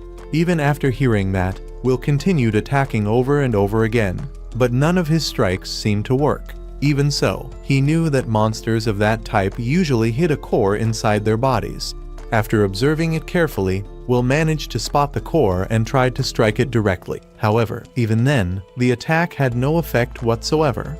The man then explained that those creatures were made entirely of viscous liquid, so destroying them was not something so simple. Suddenly, the monster unleashed a powerful electric discharge, forcing Will to retreat immediately. Seeing that, his friends remembered everything he had done to save them and decided to help him. However, the man stopped everyone and declared that Will needed to face it alone. According to him, that was an inquisitorial hearing created specifically to eliminate irregular elements. Showing no interest in dragging things out any further, Kreutz used his own magic and made the monster disappear within seconds. To him, continuing that discussion was merely a waste of time. In his opinion, Will should remain nothing more than an incolor. His name should stay among the lower classes of the higher institute. Even so, he acknowledged that the power used to defeat the Vander, known as Wise, was truly terrifying. Because of that, he intended to study it and ensure that power would serve the magical world. Many immediately understood that Will would end up becoming nothing more than a research test subject. Elfaria was clearly irritated by the situation. At that moment, another Magia Vander asked everyone to quiet down already. He stated that, regardless, they still needed to carry out another blooming, so he wanted to leave that exhausting discussion for later. One of the women explained that under normal circumstances, the next blooming would only happen 6 months later. However, after the losses suffered in Terminalia, replacing the lost members of each faction had become urgent. Because of that, that year would be different, and a second blooming would take place only 1 week later. She further explained that, after surviving a tragedy of that scale, all the young people possessed the potential to grow more than any other generation in the magical world. Those students were called the Calamitous Generation, and the entire world placed great expectations upon them. According to her, everyone would need to train to their limits, to the point of coughing up blood if necessary. Precisely because of that, those who had not received blessings that day would need to work even harder to achieve better results in the next blooming, and that included Will as well. The man was clearly irritated by that decision. Even so, the Magia Vander agreed, stating that they would continue observing the value of each individual, exactly as they had done until becoming Magia Vander themselves. Soon afterward, everyone began leaving the place, while the man remained irritated, unable even to let out a sigh of relief. Julius was also frustrated after discovering that he would have to go through all of that once again in only a week. As for Will, he ended up collapsing onto the ground and started laughing at his own situation. To him, whenever something finally seemed within his reach, some obstacle would always appear in his path. Even so, Will had no intention of giving up. No matter how many times he needed to try, he swore that he would overcome any difficulty. The scene then shifts to one of the Magia Vander, while a boy comments that he finds it strange that Lord Zio had done absolutely nothing until that moment. In his opinion, Zio seemed to like people like Will. The man then explained that individuals capable of rising from rock bottom were the most interesting to watch and, usually, also became the strongest. After that, the scene returns to Will, who was now studying various types of magic in order to pass the test scheduled for the following week. Aside from elven magic, he decided to carefully analyze the 7 elements to find a new way to use power. Will considered himself a failure for not having a natural affinity with any magical element. However, even though he could not use magic normally, that did not mean he was incapable of manipulating mana. That was when he decided to study the power known as Wise in order to prove it. In his mind, if he could understand that phenomenon and learn how to properly make use of mana, he would certainly find a path to evolve. As he thought about it, several people began to be impressed by his determination. To many of them, there was something completely strange about Will. Suddenly, a girl appeared in front of him and started talking to him. Will immediately remembered that she was one of the girls who had spoken to him after the Grand Magic Festival. The girl then introduced herself as Emma Clever. She explained that everyone was planning to go to the dungeon before the next blooming.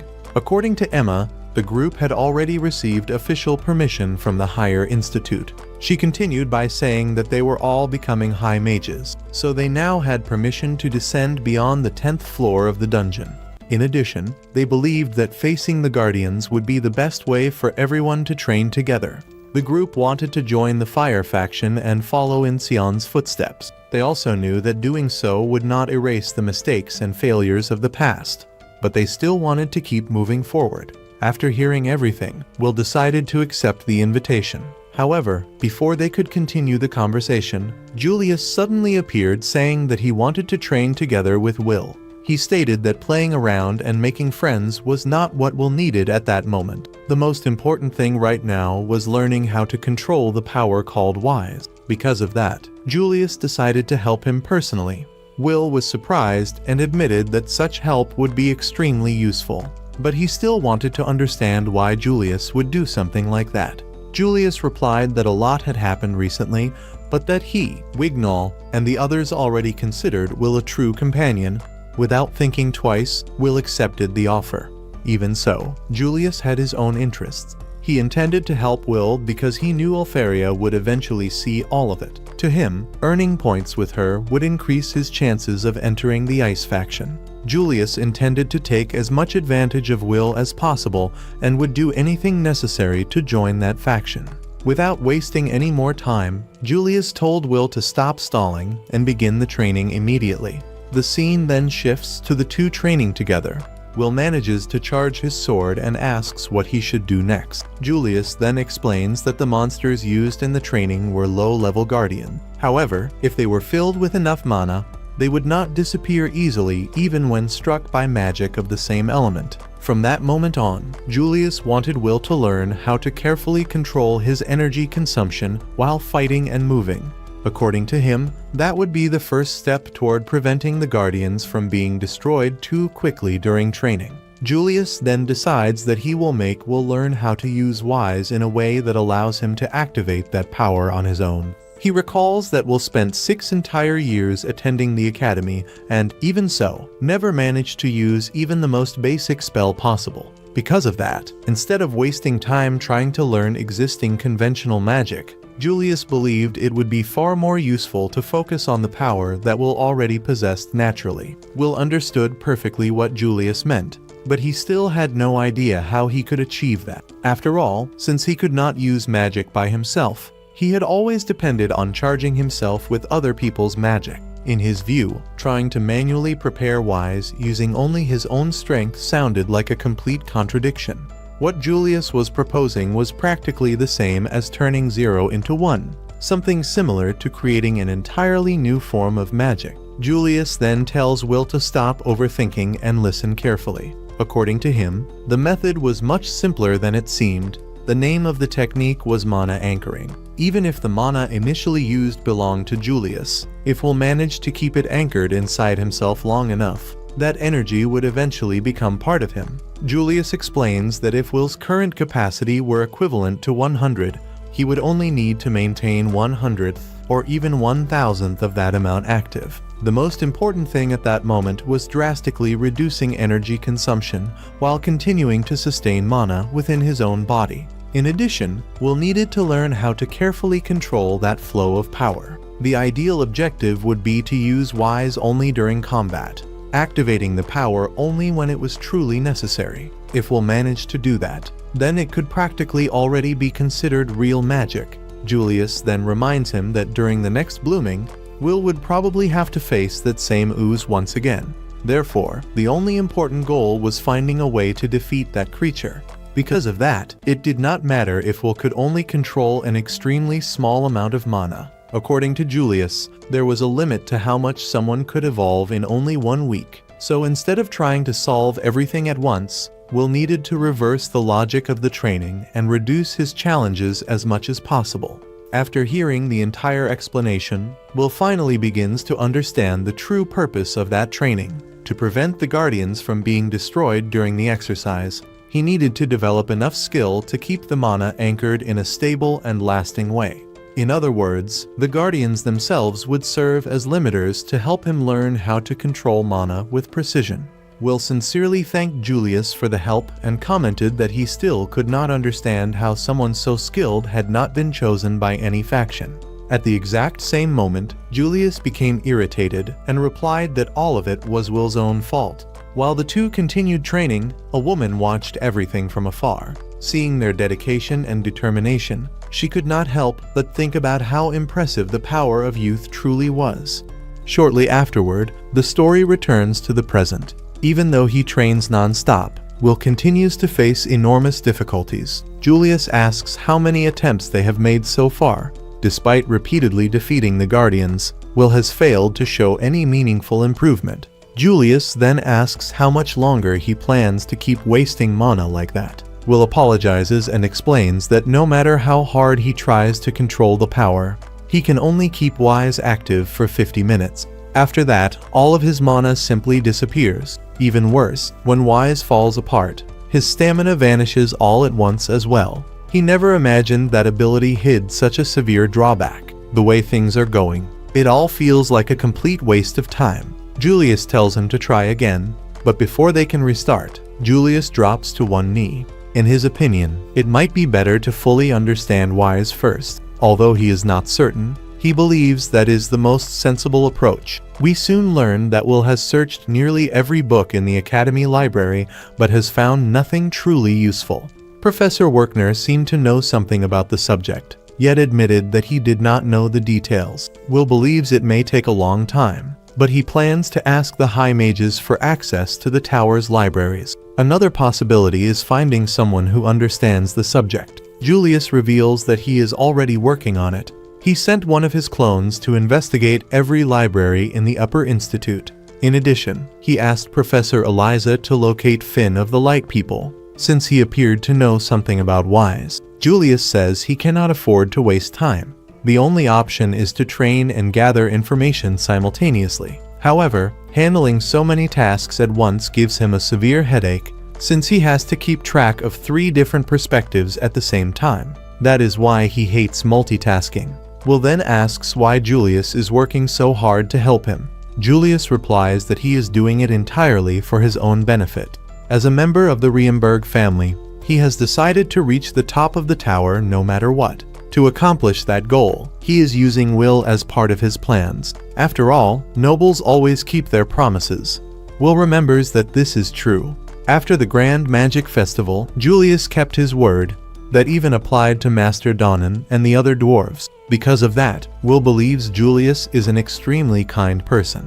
Elk comments that kindness takes different forms depending on the person. Colette's kindness, which leads her to constantly help others, is different from Professor Werkner's kindness, which comes through scolding and teaching. Even Sion has his own kind of kindness, though it is tied to pride and nobility. Even so, Will still sees Julius as an incredibly kind person. Those words remind Julius of someone who said the exact same thing in the past. Deciding to stop training, he steps away to rest. However, he becomes irritated when he thinks about how kindness has no value at all. The story shifts back to the past. Julius saves a cat, and Anna praises him, saying he is a very kind person. Back then, Julius always claimed that protecting the weak was the duty of every noble. He then asks Anna if she likes him, and the girl answers yes. Even so, the memory only deepens his frustration. No matter how kind he was, he still lost Anna. That was when he decided to abandon that way of thinking. He came to believe that selfishness offered far greater rewards. Instead of acting for others, he would display his talents, use people when necessary, mock those who look down on him, and take advantage of every opportunity available. Back in the present, Julius simply wants Will to stop looking at him the same way Anna once did. To him, the kind Julius was buried in the past. Meanwhile, in Kreutz's laboratory, the researcher considers all of Will and Julius's efforts completely pointless.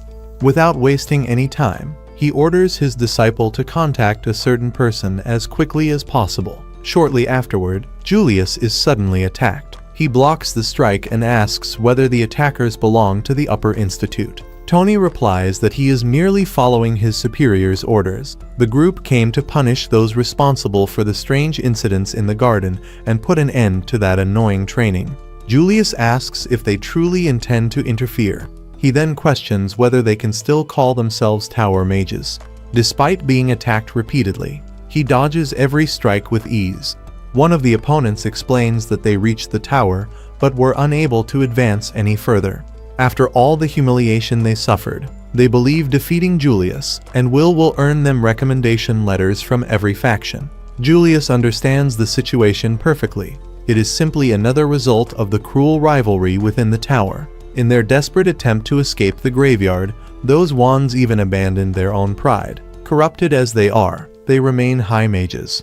However, Julius has spent too much mana using his guardians and Ars Weiss, so he is far from his best condition.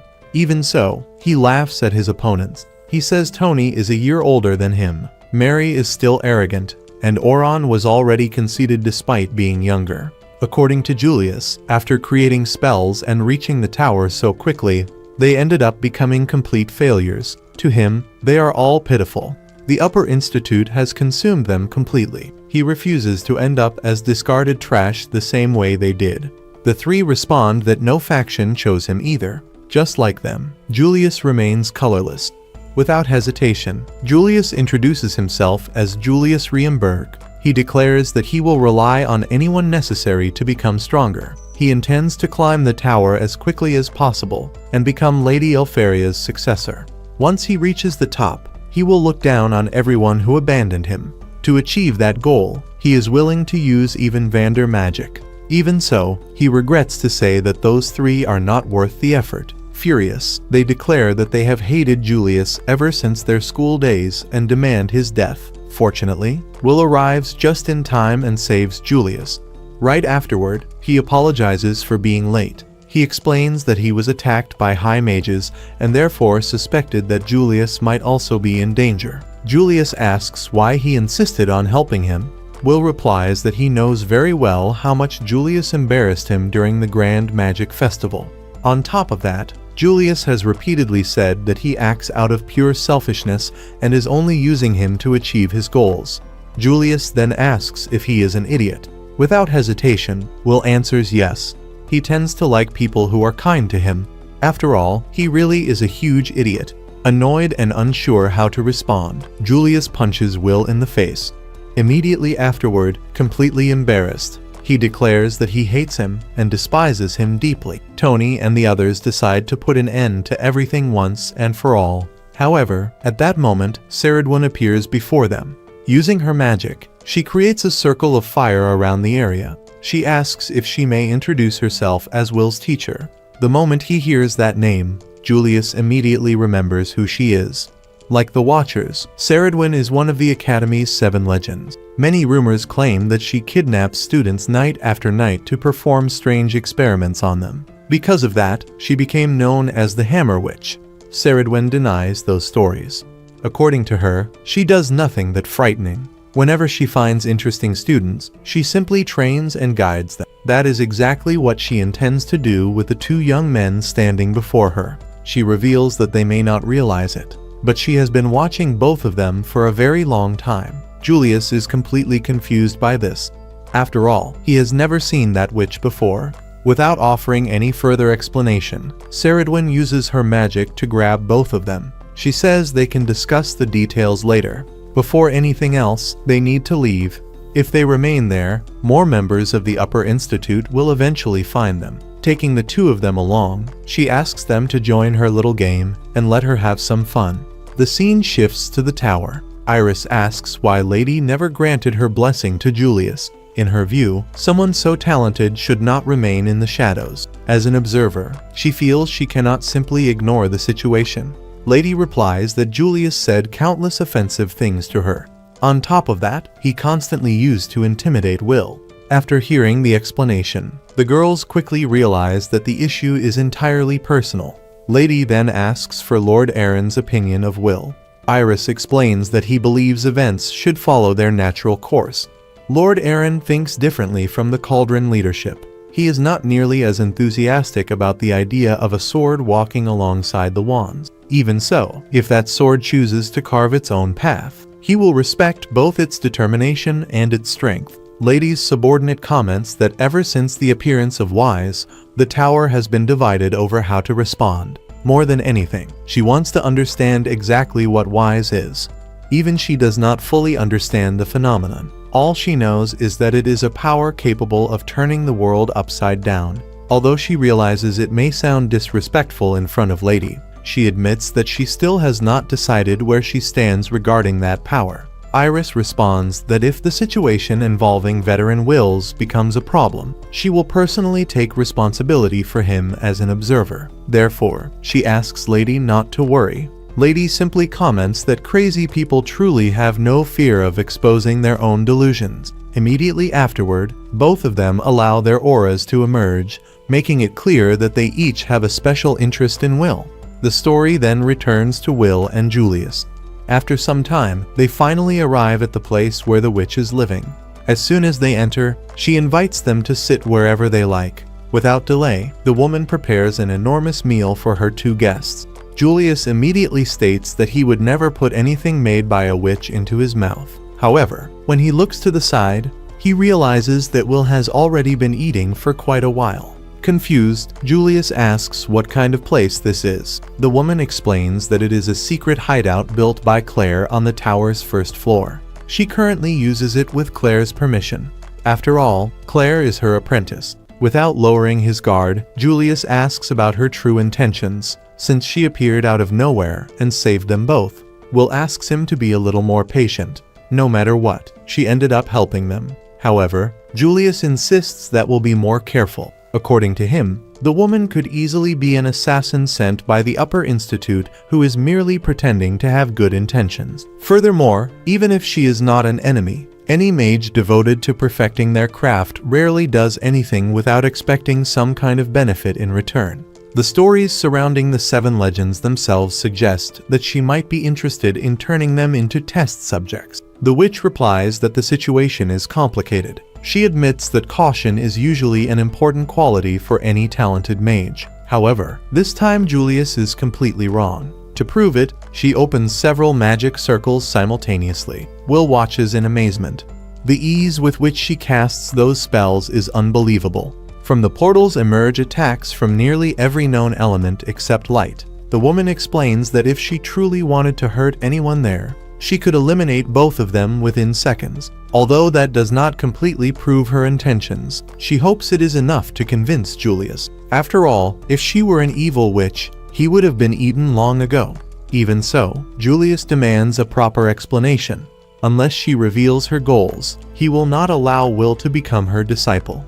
The witch then reveals that she possesses some knowledge about wise. She may not know everything, but she believes she can help Will better understand that power. That is the first reason she decided to appear.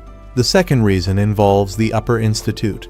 According to her, the methods they use are highly questionable. There are people working to isolate Will and turn him into a target for their own interests. Upon hearing that, Will immediately realizes who she is talking about. The scene shifts to that man. He has just received news that Will has disappeared. According to the reports, someone interfered before they could carry out their plans. Without wasting any time, he orders the search efforts to be intensified. There is no record of anyone leaving the tower's first floor, which means Will must still be hiding somewhere. One of the subordinates asks why he is willing to pick a fight with Lady Elfaria just to capture Will. The man replies that it would be a waste to hand someone so valuable over to people obsessed with conflict and war.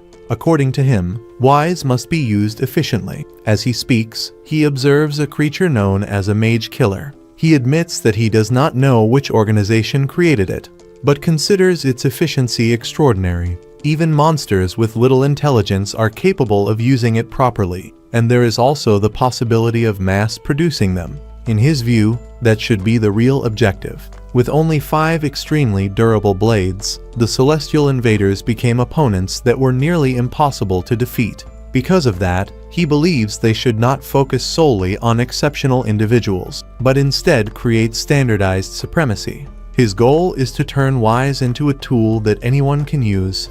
To him, that is the greatest challenge the Upper Institute must overcome. However, before any progress can be made, Will must be studied in detail. His body needs to be analyzed. As he says this, he begins cutting apart the monster in front of him.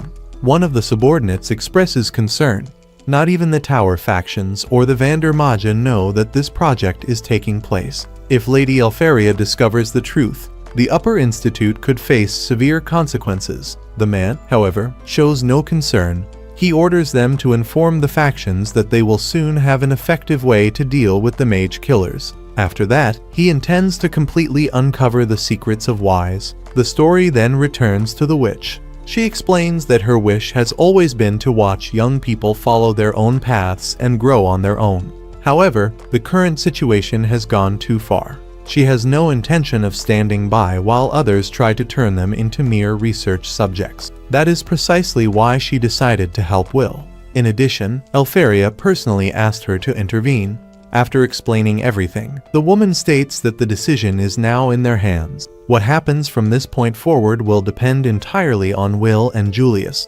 Will replies that he wants to trust her. For some reason, he feels that the witch is telling the truth. It is difficult to explain, but it feels as though he has known her for much longer than he should have. Satisfied with his answer, she decides to help the two of them. Then, completely out of nowhere, she makes a strange request. She says she knows it sounds sudden, but asks both of them to take off their clothes. And with that, another episode comes to an end. Will ends up being forced to take off his shirt. The situation leaves him extremely embarrassed, but the witch, practically fascinated by the sight, simply tells him to stay still. Seeing this, Julius becomes even more irritated, since he had always suspected she had ulterior motives behind her actions. The witch then asks Will to lower his arms so she can get a better look at him. As he watches the scene unfold, Julius concludes that she really is nothing more than a pervert. However, when she examines the boy's back, her expression changes completely. She is shocked by the huge number of scars covering Will's body. Julius had heard many rumors about him before, but now he wonders how many of them were actually true. It is also obvious that Will sacrificed a great deal to make it to the tower. The witch approaches his back and asks how he got those scars. Will replies that he believes he got them while protecting Elfie when they were children, though he cannot clearly remember the details. A moment later, she gives his back a hard slap. She then explains that she is looking for the second door. During all that time, she had carefully observed both of their training sessions. In her opinion, Will was very smart to focus on anchoring. If he can learn to control the mana he absorbs, that path will certainly lead him to Wise. Her reasoning is correct, but she believes he needs to be more honest with himself. In the end, she praises the training Julius conducted. Even so, the boy believes all that effort produced no results at all. The witch disagrees. According to her, Julius was right from the beginning because Will is the very definition of anchoring. The truth is that he has already surpassed the barrier related to mana storage. That is because the blood of mages and wands runs through his veins. However, Will's body has an unusual trait. Unlike everyone else, he cannot release mana on his own. His body absorbs magical energy from the environment and constantly stores it. Now, Will's task is to learn how to access that reserve whenever he wants. That is the next goal he must achieve. Confused, Will asks her to wait a second. His entire life, he believed he needed external spells to recharge his power. The witch replies that this is not entirely wrong, but there is more to it than that. The proof is that he has already activated his power before without using any previously stored spells. From now on, he must put that concept into practice. By revisiting the source of this magic tied to his blood and memories, he will be able to recharge himself without relying on anyone else's magic. It will be a completely new way of recharging. Creating a magic circle, the witch pushes Will into its center. She explains that she will guide her own mana through the lock inside him and lead him to a specific place. To do that, Will must reconnect with his origin. Whatever he discovers there must be engraved deeply into both his mind and body. When the spell activates, the lock finally opens. The witch warns him to be careful. As he dives into his memories, Will awakens in a peaceful place surrounded by flowers and filled with a serene atmosphere. The moment he opens his eyes, he finds Elfaria. She warns him that the forest is dangerous and says they need to hold hands if they want to get out safely. Meanwhile, the story returns to Julius and the witch. The boy asks what is happening, since Will has remained asleep for 4 days. The witch explains that he is sinking deeper and deeper into his dreams. Thanks to the magic she used, he has been given the opportunity to revisit his own past. Julius asks if this will help him recover his lost memories. The witch admits she is curious to find out as well.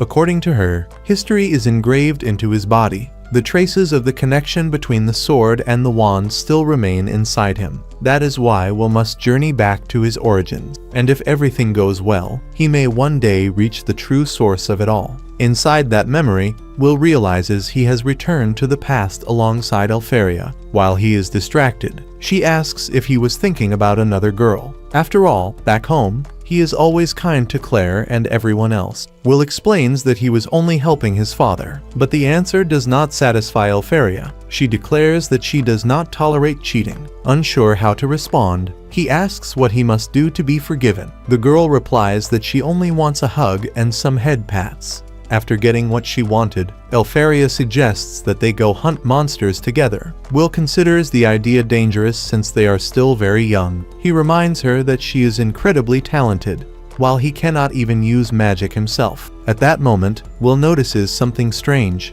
Every word coming out of his mouth seems automatic. It is as if he is merely repeating what he said back then. With no control over his own speech, he begins to wonder if he is simply reliving the events of the past. Elfaria, however, tells him not to worry. She shows him the book they both loved so much. According to her, simply carrying that book gives them enough courage to face anything. She also promises to protect him. Hearing that, Will remembers that he was extremely cowardly back then. Because of that, Elfaria was always the one taking the lead and looking after him. This makes him wonder exactly when she began to place more trust in his strength. After walking for quite a while, Elfaria reveals her second secret spell, one she created herself. It is a simple and gentle spell capable of producing small ice candies. She asks Will to keep it a secret and not tell Claire or anyone else. Curious, Will asks why she always gives him those candies. Elfaria replies that he is always sharing everything he has with the children at the orphanage. Besides, whenever he eats the ice candies, a part of her always remains inside him. Shortly afterward, she goes back to reading the book. As he carefully studies one of the illustrations, Will notices that the character depicted looks a lot like Finn. As time passes, sleep begins to overtake him. Noticing this, Elfaria asks him to rest his head on her lap. Will agrees and eventually falls asleep. While he sleeps, she slowly leans in, intending to kiss him. However, before she can do anything, he wakes up, completely embarrassed. She quickly pulls away and drags him along so they can continue searching for the monster. The two eventually arrive in a dark and gloomy part of the forest. Elfaria explains that a war is taking place in a place called Regarden. According to the rumors, many dangerous people and monsters have been fleeing from that region. As a result, some of those creatures have entered the forest and started causing trouble. Hearing this, Will begins to remember what happened. 10 years ago,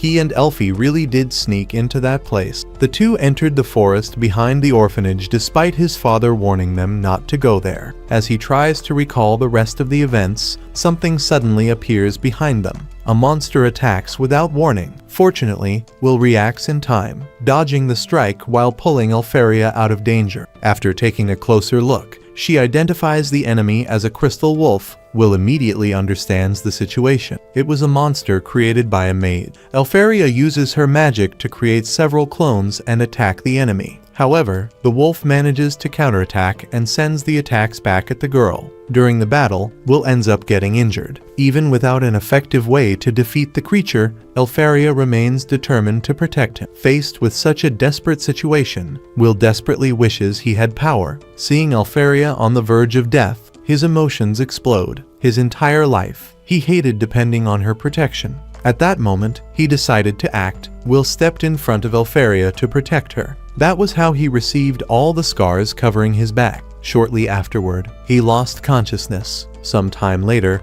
the same witch who had previously spoken with Finn appeared before him. She was the one who awakened the power of the sword sleeping within Will. As soon as he regains consciousness, he gets up and charges at the monster. With a single strike, he easily cuts off the creature's arm. At that moment, Will finally understands the truth. Back then, he believed that power was invincible. The reason was simple. He recognized that magic sword as something created through Elfaria's power. Working together, the two defeat the monster without much difficulty. Elfaria is overjoyed to discover that it is magic produced by Will. That was where everything began. Among countless emotions, the bond that still connects the two of them was born. No matter how much time passes, Will never forget that connection with Elfaria. As he awakens from his memories, he finally understands the mana he has used throughout his life. With a new understanding of himself, Will rises and decides to face the final test. The witch then encourages him to create his own story and shine brighter than light itself. And with that, another episode comes to an end. If you enjoyed it,